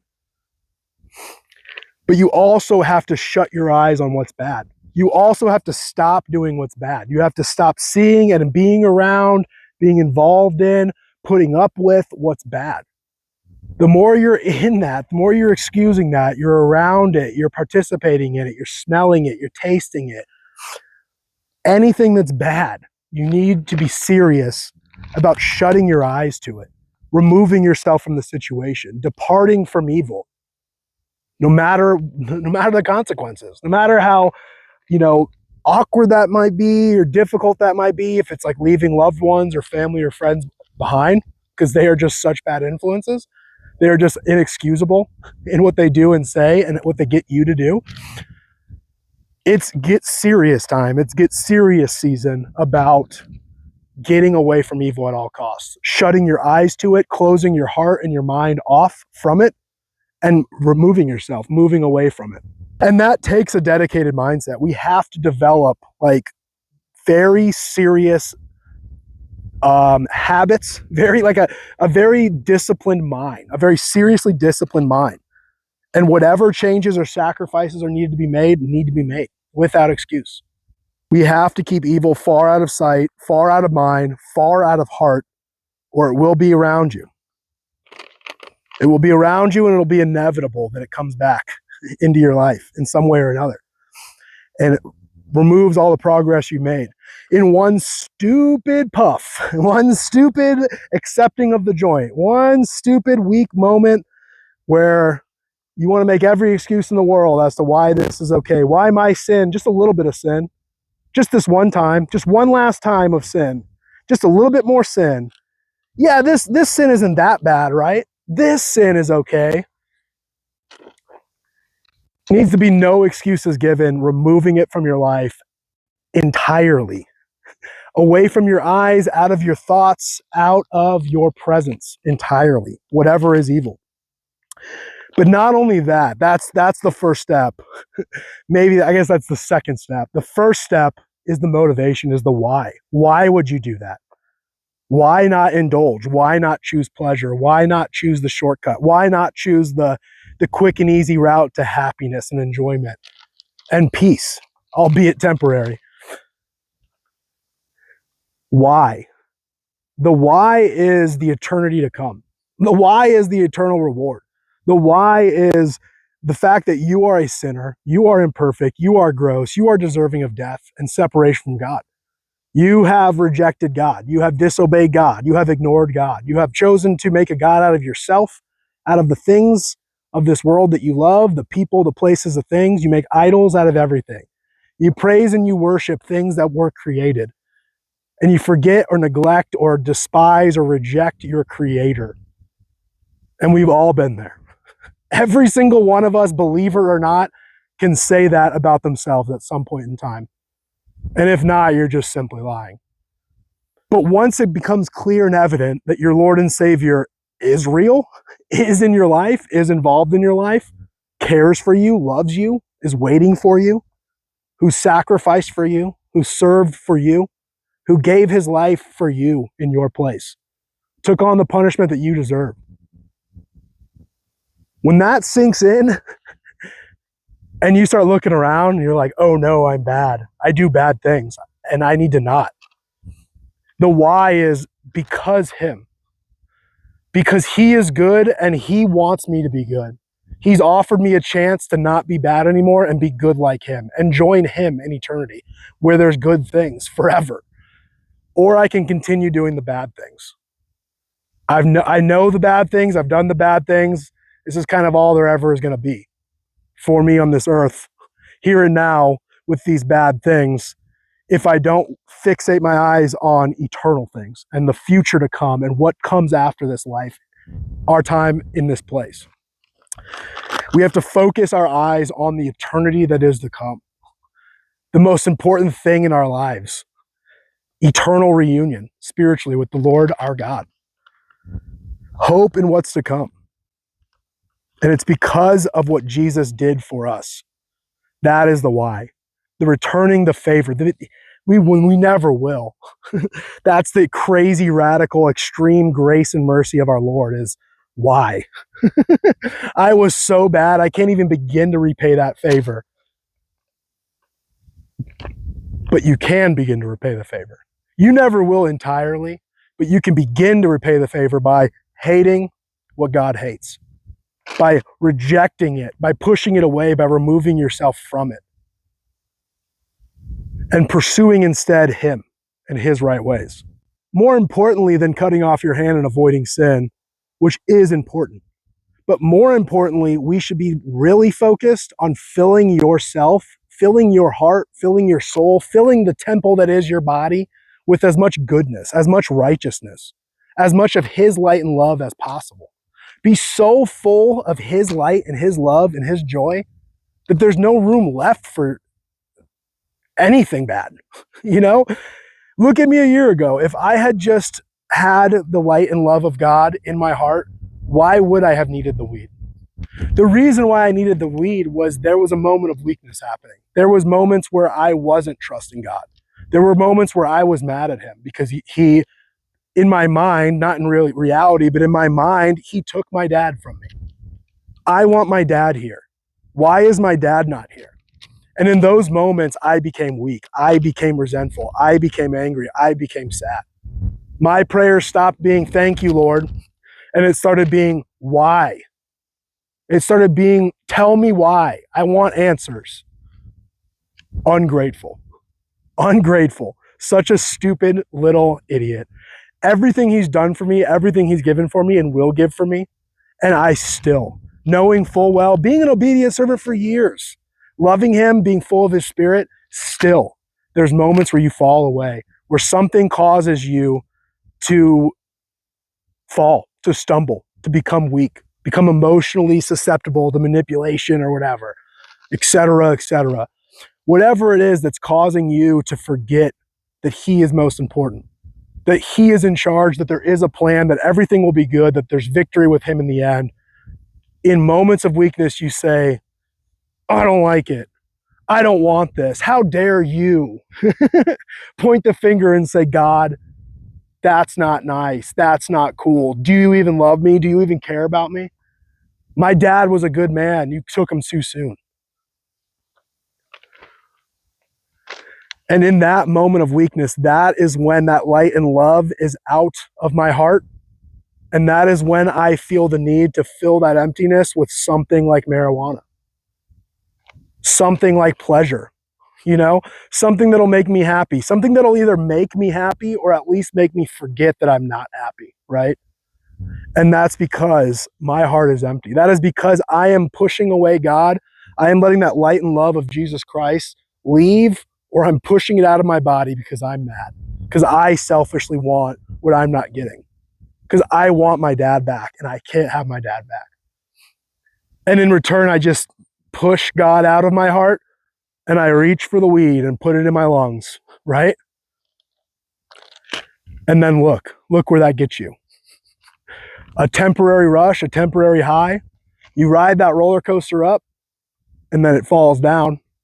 And then where are you? You're worse off than you were before. You're needing another high. You're in a constant state of chasing the high and avoiding the fall. because you've gotten God out. You've gotten stability. You've got logos out. You've gotten like order and peace and light and joy and contentment and rest. You have pushed it out of your heart, and you have gone instead and chosen what? Things of this world, temporary comforts, temporary relief, forget me pills, basically. But if I instead just refuse to fall into that despair, refuse to accept, refuse to allow God to leave my heart, I just spend every day in his word, every day in prayer, in fasting, in fellowship with his fellow believers, whatever it takes to every day hold on to, grab tight, and keep the light and love of Jesus with me in my heart, in this temple that he's given me. How could I even say yes to the weed? How could I say yes to any other temptation? Why would you need it? You're already full. You're already filled up. There's no extra room for the evil to take hold, to take root. But if you're pushing him away, you're letting it slip away, you're careless, you're gonna have a void that wants to be filled. Your flesh is gonna say, I am hungry, I am thirsty. And whatever your sin of choice is, you will reach for it. When it is offered to you, you will not put a hand up that says no. You will extend the hand that reaches out and grabs it and accepts it. The food, the drugs, the porn, whatever it is, whatever the sin is, you will reach for it and you will try to fill that empty void in your heart with it. So more importantly than just saying no, that is important. More importantly is saying yes to God, is filling yourself up with as much of his righteousness as possible. And so I just ask, have you looked at Jesus today? Have you been fixating your eyes on him? Have you been asking and praying for him to fill you with more of him? Or have you forgotten? Have you given up? Have you let go and instead you're choosing what's here in the world? You're choosing your idols. You're choosing your pleasures. You're choosing to drink. You're choosing to whatever, hook up. You're choosing to be fat and lazy. You're choosing to be prideful, selfish, greedy, whatever it is. Your sinful pursuits are what you're spending your time and energy on today instead of looking towards eternity, looking towards your Savior who gave it all for you. Which way, Western man? Which way? You know, I'm going to tell you there's a right answer. Trust me, I've done both, and there is a right answer, and it is eternity. It's fixating your eyes on the eternity to come and being reunited with the Lord your God, your creator, your sustainer, the one who loves you unconditionally, the only one who ever could. And if you're not ready, you're not ready. If you're not going to do it, you're not going to do it. That's fine. Keep suffering and dying in this world. Keep pursuing what's evil. Keep pursuing those temporary comforts, the temporary rushes, temporary moments of relief. Trust me from someone who does that, who has fallen short this year. Trust me, it is not worth it. What happens when you wake up? What happens when the high wears off? Did it solve your problem? Did the smoking of the weed not make me sad? Or did it just make me forget that I was sad for 2 hours? Did the smoking of the weed bring my dad back? Or did it just temporarily remind me that he wasn't with me? Did it make me delusional enough to think that, hey, maybe he will come back somehow? Whatever the case may be, like choosing that is never the good option, even though it might feel good for a moment, even though it might look good for a moment, even though you might have some positive results for a little bit. In the end, you not fixating your eyes on what actually matters, the eternity that lies ahead, and your Lord and Savior, your Creator, your Sustainer. Good luck. You know, good luck. Hope those comforts, hope those pleasures work and they're worth it. And as you keep trying to fill that emptiness in your heart with those comforts, with those pleasures, with the stuff, the security, the things of this world, after a while, when you get exhausted, when you keep trying to fill it with drugs and then alcohol and then women and then money and then power and then status, and none of it seems to ever work, eventually you'll remember this moment. Or similar moments when you've read this in the Bible, you've heard someone speak about this wiser and better at orating than myself. But you will remember and recall that day where, hey, maybe Jesus is enough. Maybe that emptiness in my heart is a God-shaped heart that can only, a God-shaped emptiness that can only be filled by him and with his Spirit. One day, losing my dad, how and when we did. I hated it. I really hated it, man. I mean, it made me sad. It still makes me sad. It still makes me angry. And there are times where I removed a little bit of him. I did push away a little bit. I did distance myself a little bit. I did have a little bit of a, how dare you? Why? I don't like that. I don't approve of that. I didn't want it, and therefore it's not a good thing. But then, being the all-loving, unconditional loving Father he is, he waits there patiently for you. He waits for you to fall on your knees before him and say, Lord, I'm a mess. I'm a failure. I made a mistake. I'm sorry. Lord, forgive me. I'm an idiot. I'm dumb. I'm stupid. I chose myself. I continue to choose myself. I know better. I've felt you. I've been filled up with you. I know that you're good. I've seen it over and over again that trusting in you pays off. It's good for me. It's good for everything. And yet still, I'll fall short. And yet still, I'll choose myself. And yet still, I'll push him away a little bit when things aren't going my way, when things get a little dicey, a little sad.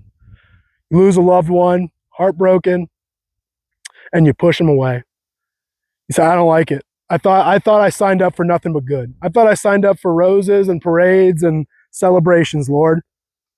Not taking away my dad, not taking away my best friend.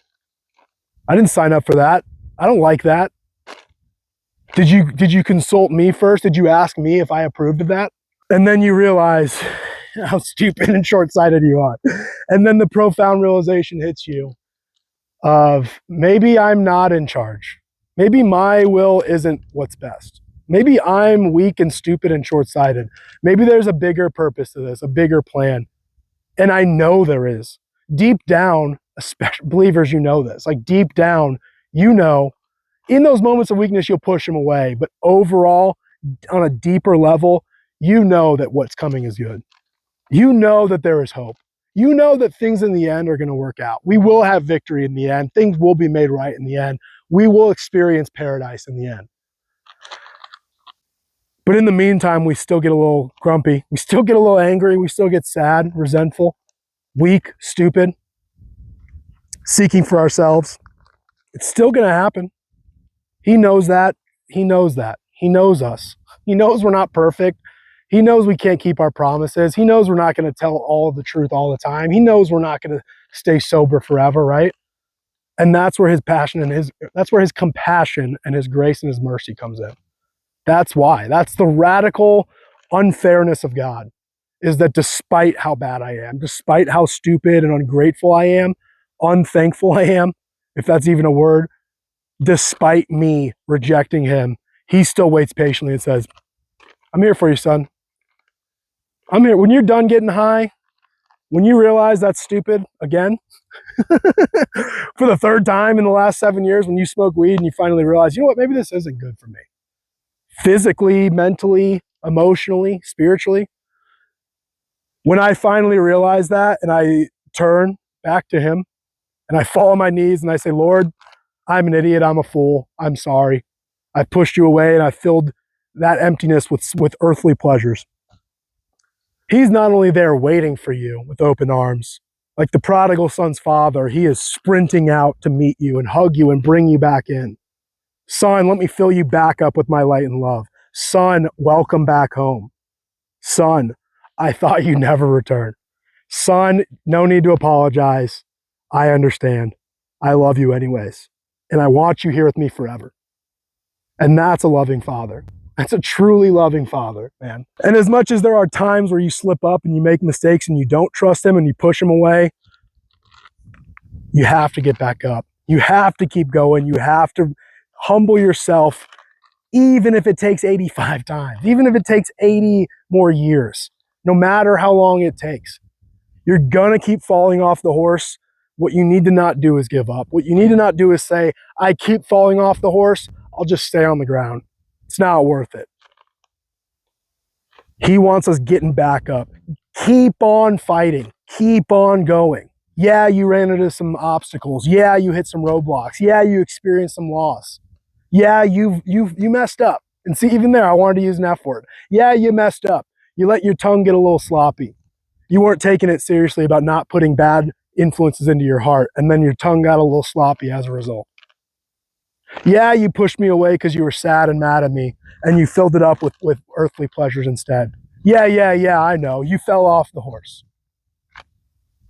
I feel like God looks down and goes, of course you did. I know you. I know what you desire. I know what you want. I know you. All I want is for you to come home. All I want is for you to be here with me. Yeah, you're a mess. Yeah, you're a failure. Yeah, you mess up. Yeah, you're a hypocrite, a liar. You're a druggie. You're an addict. You're an idolatrous young man. But all I want is for you to come home. All I want is for you to leave that heart empty so that it can be filled up with my light and my love. And you'll probably fall away. I know you'll probably fall back off that horse someday. But what I need you to do is be ready, willing, and able to stand back up and get back on the horse and keep going. What he doesn't want is for us to pursue what is evil, is to give up, is to let go, is to reject him fully and entirely, forever. He wants us to repent. He wants us to turn away from the evils of this world, turn away from who we were or what we continue to do. And he wants us to repent, to turn away and towards him. And he's waiting for us. He's waiting for you. He's waiting for me. Even when you're there and then you fall back, you fall away. It's not over. It's never over. It's never over if you were never with him in the first place. It's never over if you were with him for 6 years and then you fell away. It's not over if you were with him for 80 years and then you fell away. He still will be there waiting for you to come back. He'll still be there on his property, looking out down the road, hoping and waiting for his son to return. Come on, son. I'm waiting for you. I'm here. When you're ready to come home, when you're ready to apologize, become humble, lower yourself and recognize that you are not your own savior, that you need me, and that it's good for us to be back together, spiritually reunited.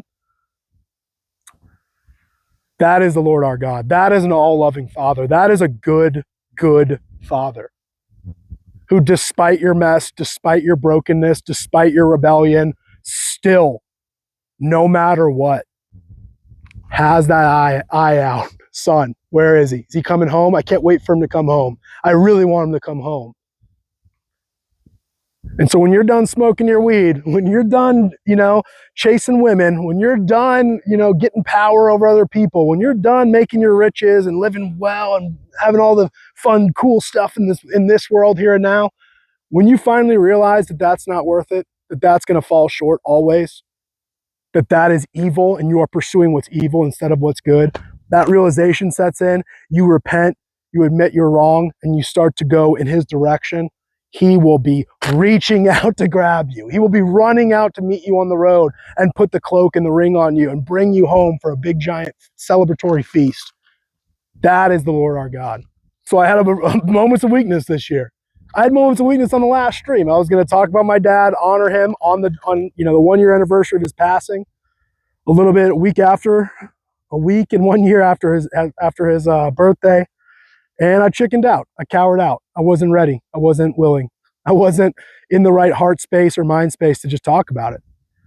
And I guess I still kind of am not, but I still get sad. I still get angry. I'll be fine for a while, and then randomly one day I'll just be sad.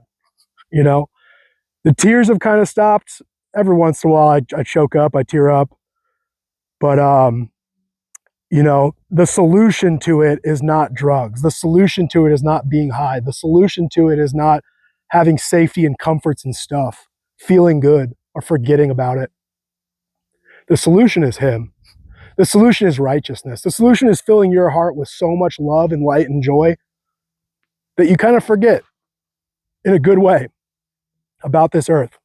And you start to instead focus on the eternity to come, what is important, and spending it with the one who loves you, who created you, who wants you there with him. Or just go enjoy your weed, man. Just go chase the weed, chase the highs, see how that works out. Has it ever worked out for you? Yeah, the highs are good. Has the coming off of them ever worked? But maybe this time it will. He's going to always every day say, but maybe this time it'll solve my problems. Maybe this time it'll make me happy for good. Maybe this time it'll make my life worthy.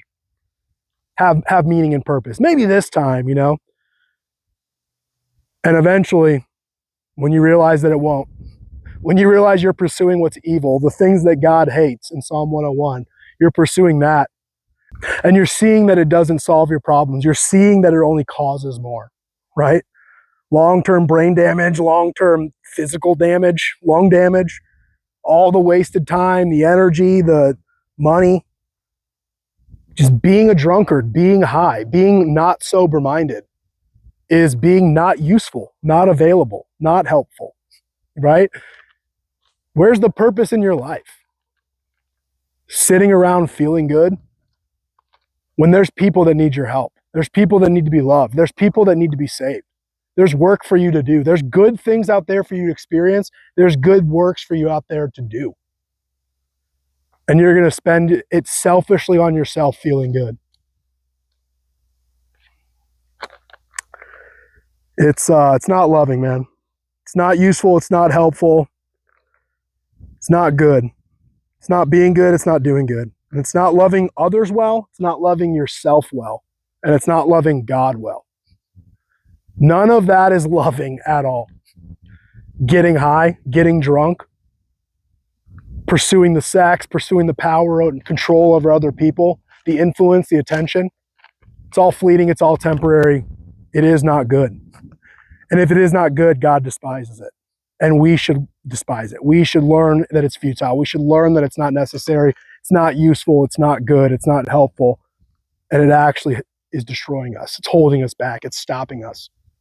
It's an anchor holding us back from being good, doing good. So I feel like I'm repeating myself. I always get this way. I don't know how you guys put up with me, if you even put up with me, but needless to say, we're done. We're over. It's back to being sober. Like, zero excuses. Not, oh yeah, I'm sad, or oh, I'm mad, or oh, I'm bored. Zero. I am back on the horse and I'm not falling off at all.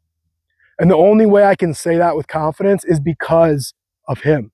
Because I ask, Lord, take this away from me. Lord, help me. Lord, I cannot do this on my own. I keep trying. I keep having glimpses of success. I'll go years of success. And then I let go. And then I pursue for myself. And then I think I'm strong enough when I'm not. I get confident about myself when I shouldn't be. And you fall away. You slip up. And all it takes is one. And once the one happens, might as well do it again. Might as well keep doing it. It's not that bad, right? Might as well just keep doing it. And on your own, you will never, ever truly be able to fight off evil. Satan and his minions are eternal. They're smarter than you. They're wiser than you. They have more experience than you. They know all about you. They've been following you in your life. They know more about you than yourself. They know what makes you tick. They know what you will give into. They know they can put that weed in front of your face, give you a few whiffs of it, offer it to you with a laugh and with a smile. They know that you'll say yes because you don't have him, because you're not taking this problem, this struggle to him. You're not saying, Lord, make me able to say no. Lord, fill me up with so much of your light and love that it's not even a question of saying yes when the joint is passed to me. When I say, I got this, I got it under control. I've been good for years. I'm strong enough. I'm capable enough. Yeah, for a bit, for a while. It might work for a little bit. And I'm talking about weed, but you out there, it's whatever it is that is your temptation. It is your sin. It is your bad habit. It is your idol. Whatever it is, you will never crush it. You will never smash it. You'll never overcome it on your own. It might look like it. It might feel like it. You might have 6 years of success and lie to yourself and say, I have been sober for 6 years because I manned up, because I am. Okay. Good. It worked for a little bit. But let's talk in 5 years. Let's talk in 10 years. Let's see if you kept it up. Let's see if you were strong enough and capable enough to keep it up on your own. Or could we just not do the little experiment and not take the risk and instead just turn to God and say, Lord, I can't do this. Lord, I'm weak. I'm useless. I'm pathetic. I'm short-sighted. I'm ungrateful. I'm stupid. I'm retarded. I'm bad. I am not good enough. Therefore, I need you.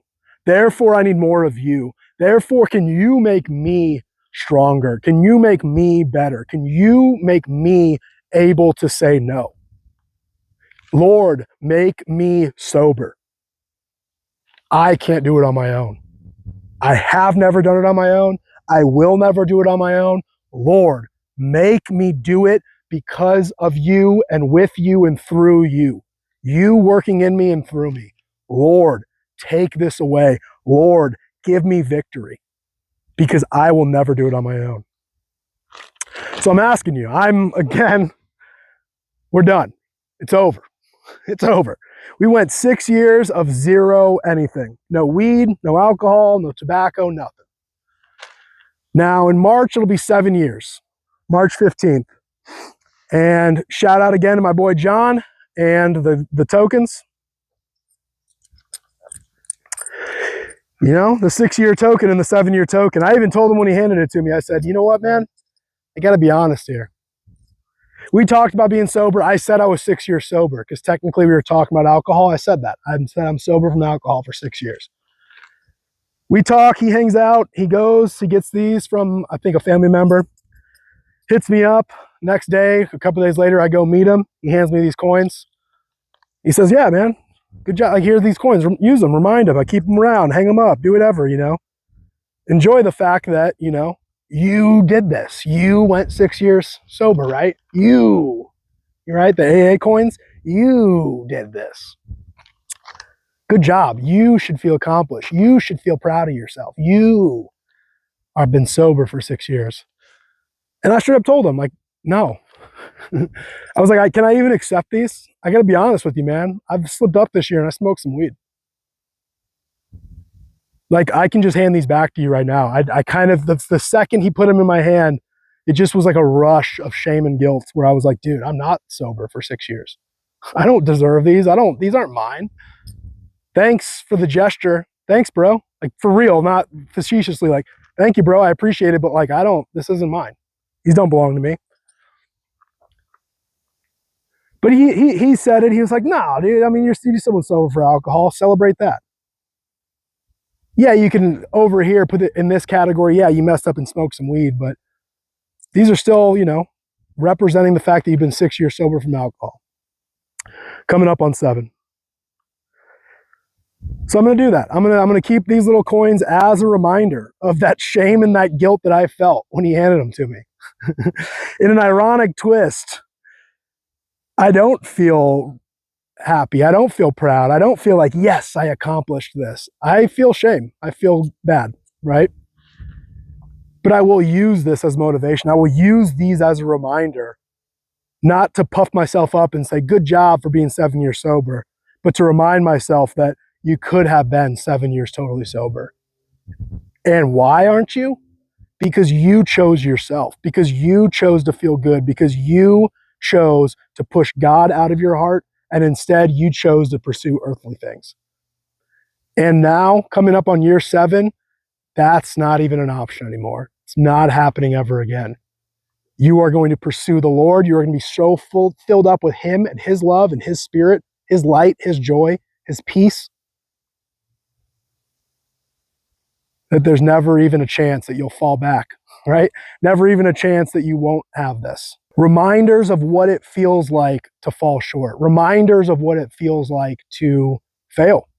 Reminders of what happens, the consequences of rejecting God and pursuing yourself, pursuing the things of this world. So not necessarily reminders of, look at me, I'm a special boy. I accomplished 7 years of sobriety and I'm going to pat myself on the back. But look at me, I'm weak, I'm gross, I'm pathetic, I'm stupid, I'm short-sighted. I need a savior because I cannot save myself. And remember what it feels like when you choose your own life, your own path, your own solutions to your problems. Remind yourself what it feels like with these coins. Remind yourself what could be and what you lose when you leave God behind and you instead choose for yourself, right? So I don't even know if I'm fully really explaining this well, but I will use these coins. I was considering throwing them out. I was considering giving them back there that day on the spot, but instead I am using these. Not as reminders of how good I am, but as reminders of what happens, the consequences of rejecting God, forgetting about Him, choosing yourself over His right ways. And I'm going to call upon you too. So I'm going to be totally sober. Needless to say, no more weed, no more alcohol, nothing. No alcohol, no zins. Hey, cute girl that wants to give me a zin. No. You know? Hey, cool friends I made at a campsite. Everyone's laughing and having a fun time. No, I will not join you in the weed. All my family and friends that go out drinking all the time, I go with them. Are you sure you don't want to drink? Just a little drink, man. You've done so good for 6 years. What's one drink going to do? No. It is not happening. The hand is not going to extend and reach and grab and indulge. The hand is going to extend and say, no, keep it away. Stop. Keep it away from me. Get it out of my face. Get it out of here. So again, I just feel like I'm repeating myself, but you know, I ask and I call upon you to join me. If it's sobriety, you could be sober your whole life, but I guarantee there's something plaguing you. There's something in you when you leave God behind, when you let a little bit of room in your heart there's something you're filling it with. Drugs, sex, rock and roll, entertainment, pleasure, comfort, power, status, wealth, attention. There's something that you're idolizing, and that is going to slowly creep into your heart. And you need to not even have it be possible. You need to have there be so much light and love in your heart that there's not even an inch of ground for whatever that evil thing is to take root, to find space, to grow, to fester. And I wasn't doing that this year. Like I said, I was pushing God out. Not on purpose, not strategically. That wasn't like a strategy I did, but I just was. I was sad. I was angry. I was still trusting. I was still praying. I'm reading the Bible. I am believing in my mind that I have total love, total faith, total trust. But in all honesty, my heart was doubting. It was resentful. It was ungrateful. It was short-sighted. It was saying, I don't like this. I don't want this. I'm sad. I don't feel good. And that emptiness, that rejection, that pushing Him out left me vulnerable to the dumbest, stupidest thing ever. It's you know, it's embarrassing to even say this, to share this, right? But will you ever get better unless you admit you're wrong? Will you ever be able to be trusted unless you're honest? Would you guys ever trust me if I just didn't talk about this? I pretended like it didn't happen. Would you ever believe me? Would you ever tune in and hear what I have to say about any other topic if I wasn't going to be fully honest with myself and my problems, my sin struggle, my stupidness, my stupidity to show how stupid I am? Is needed to be done. And you don't need to go on your Facebook and post all of your ugliness and sin and shame. That's not the. I am doing this because I am public. I am doing this because I do a podcast where I give advice and I try to help people learn and grow and better themselves.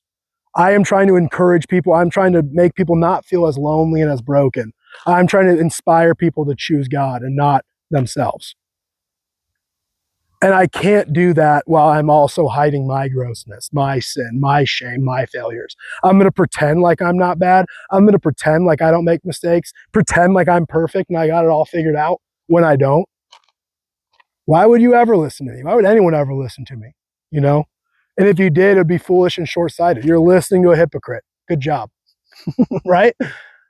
Congratulations. So yeah, it's weird. It's embarrassing saying this, and I don't recommend you do it either.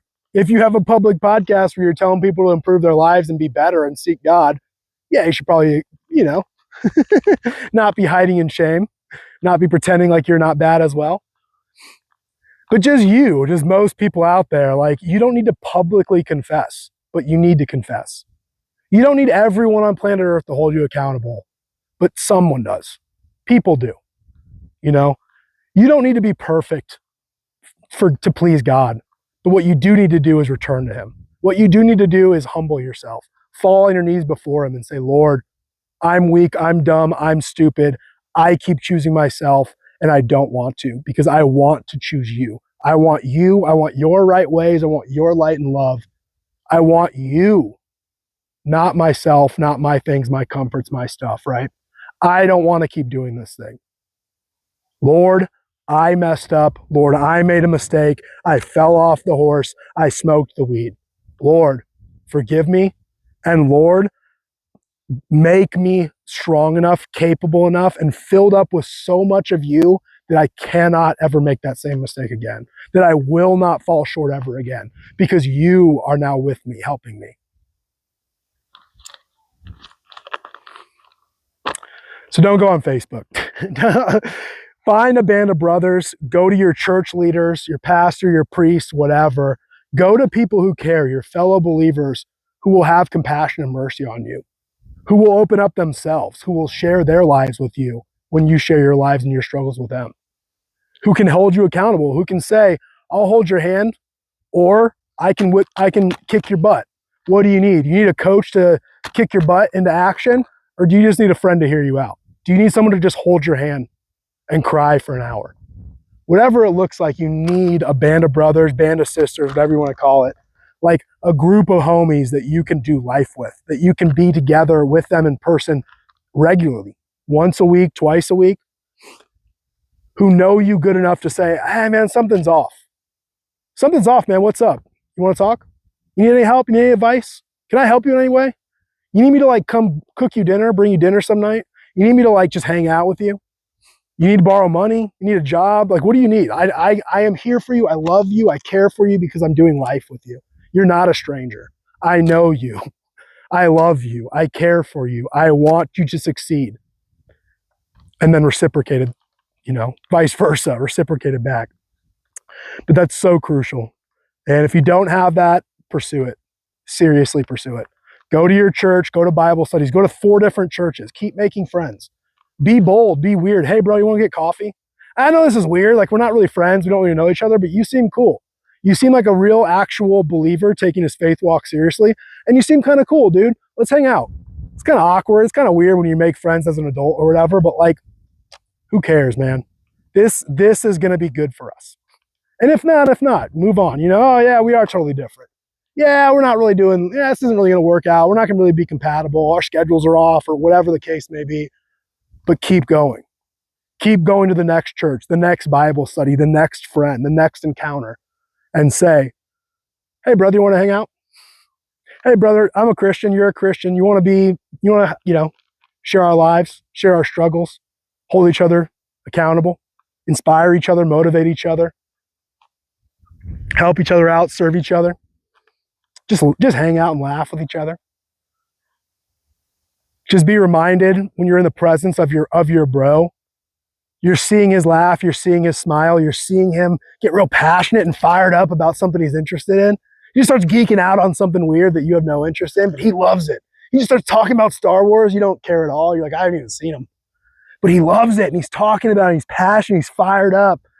And you just almost see through him the joy that comes from God, like the righteous joy that can come from a believer who has his heart so full of God that even when he's speaking about some stupid, nerdy thing, you can just be inspired. You can find joy and peace knowing that, like, hey, man, look at what God can do. Look at how happy God can make that guy. Look at how much peace he can bring that guy. I want that. I want to be around that guy. I want what he's having. I want what he's getting. But it's crucial, and we have to pursue it. We have to forge it. You're not going to find community. You're not going to stumble upon community. It has to be built. It has to be forged. It has to be fought for. You have to do it. You have to get awkward. You have to be weird. You have to put yourself out there in a vulnerable way. But it has to be done. You have to have real homies in your life, real believing homies in your life that can say, dude, have you been smoking? And then not like quick to judge, quick to condemn, quick to criticize, shame. But hey man, have you been smoking? Oh, you have? Can I help you?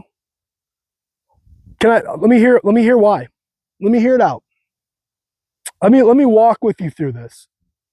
Let me sit with you in this. Let me have compassion and feel what you're feeling. Let me give you advice, or let me just shut up and just be a loving bro and just be here on your side, on your team. Hey, it's like that scene from that one movie. That's always a good start to something, right? That one scene with Ben Affleck and Jeremy Renner in that movie where they're like robbing banks in Boston. And Ben Affleck like kicks in the door and he's like, "We're gonna beat someone up. And I need you to just come with me and not ask any questions. Now, during, or after." And the other guy's just like, "Yeah, all right, whose car are we taking?" That resonates so powerfully. You know what I'm talking about. You've seen the clip or you've seen the movie, but it's like, you need your bro. When I show up and I say, "Hey, bro, I messed up," you need a bro to look you in the eye and say, "Okay, I'm here for you. Let's fix it. All right, let's go. What do you need? Let's tackle it. Yeah, you messed up. All right, let's go. Game time. Let's clean it up and let's never do it again. No questions asked." I can sit here and be like, "I'm having problems with sobriety," and someone else could have a problem with greed. Totally different struggles, totally different problems, probably to the point where it's hard to even relate. But all you need to really know is that we are believers, we are pursuing God, and whatever our struggle is, wherever we're falling short, it's evil. It is us not loving God. It is us loving what God hates. And whatever it is, whatever it looks like, we need to have each other's backs and say, "Bro, I'm going to help you hate what God hates. And I want you to help me hate what God hates. Bro, I don't care. I might not understand your struggle. I might be just totally yeah, I've never even done a drug in my life. I can't even relate to you at all having that problem with like wanting to do drugs, right? But what I can relate with you is that you're a believer who's falling short, who loves God, who is messing up. And I want to help you stop. I want to help you do whatever it takes to get back to God. That's what we need. Deep level bros, for real homies, right? Or sisters for all you women. You know what I mean? You know what I mean? But again, I just feel like I'm repeating myself. Hopefully this made sense. Hopefully you guys are still willing to tune in and hear me out. But I do ask you, I call upon you. I mean, I'm going sober again, for real. Starting over / continuing on in the sober journey. Starting over with the weed sobriety, continuing on with everything else. No tobacco, no alcohol. 7 years. And we're going to keep going. And I call upon you to join me. And if that's not your sin struggle, you know what is. You know what you are struggling with. You know, believers out there, that is, the evil things of this world, the sins that you love, the sins that you excuse, the sins you pursue, the sins you indulge in. And you feel guilty and you feel shame about it. You know it's wrong and you want to stop, but you just can't.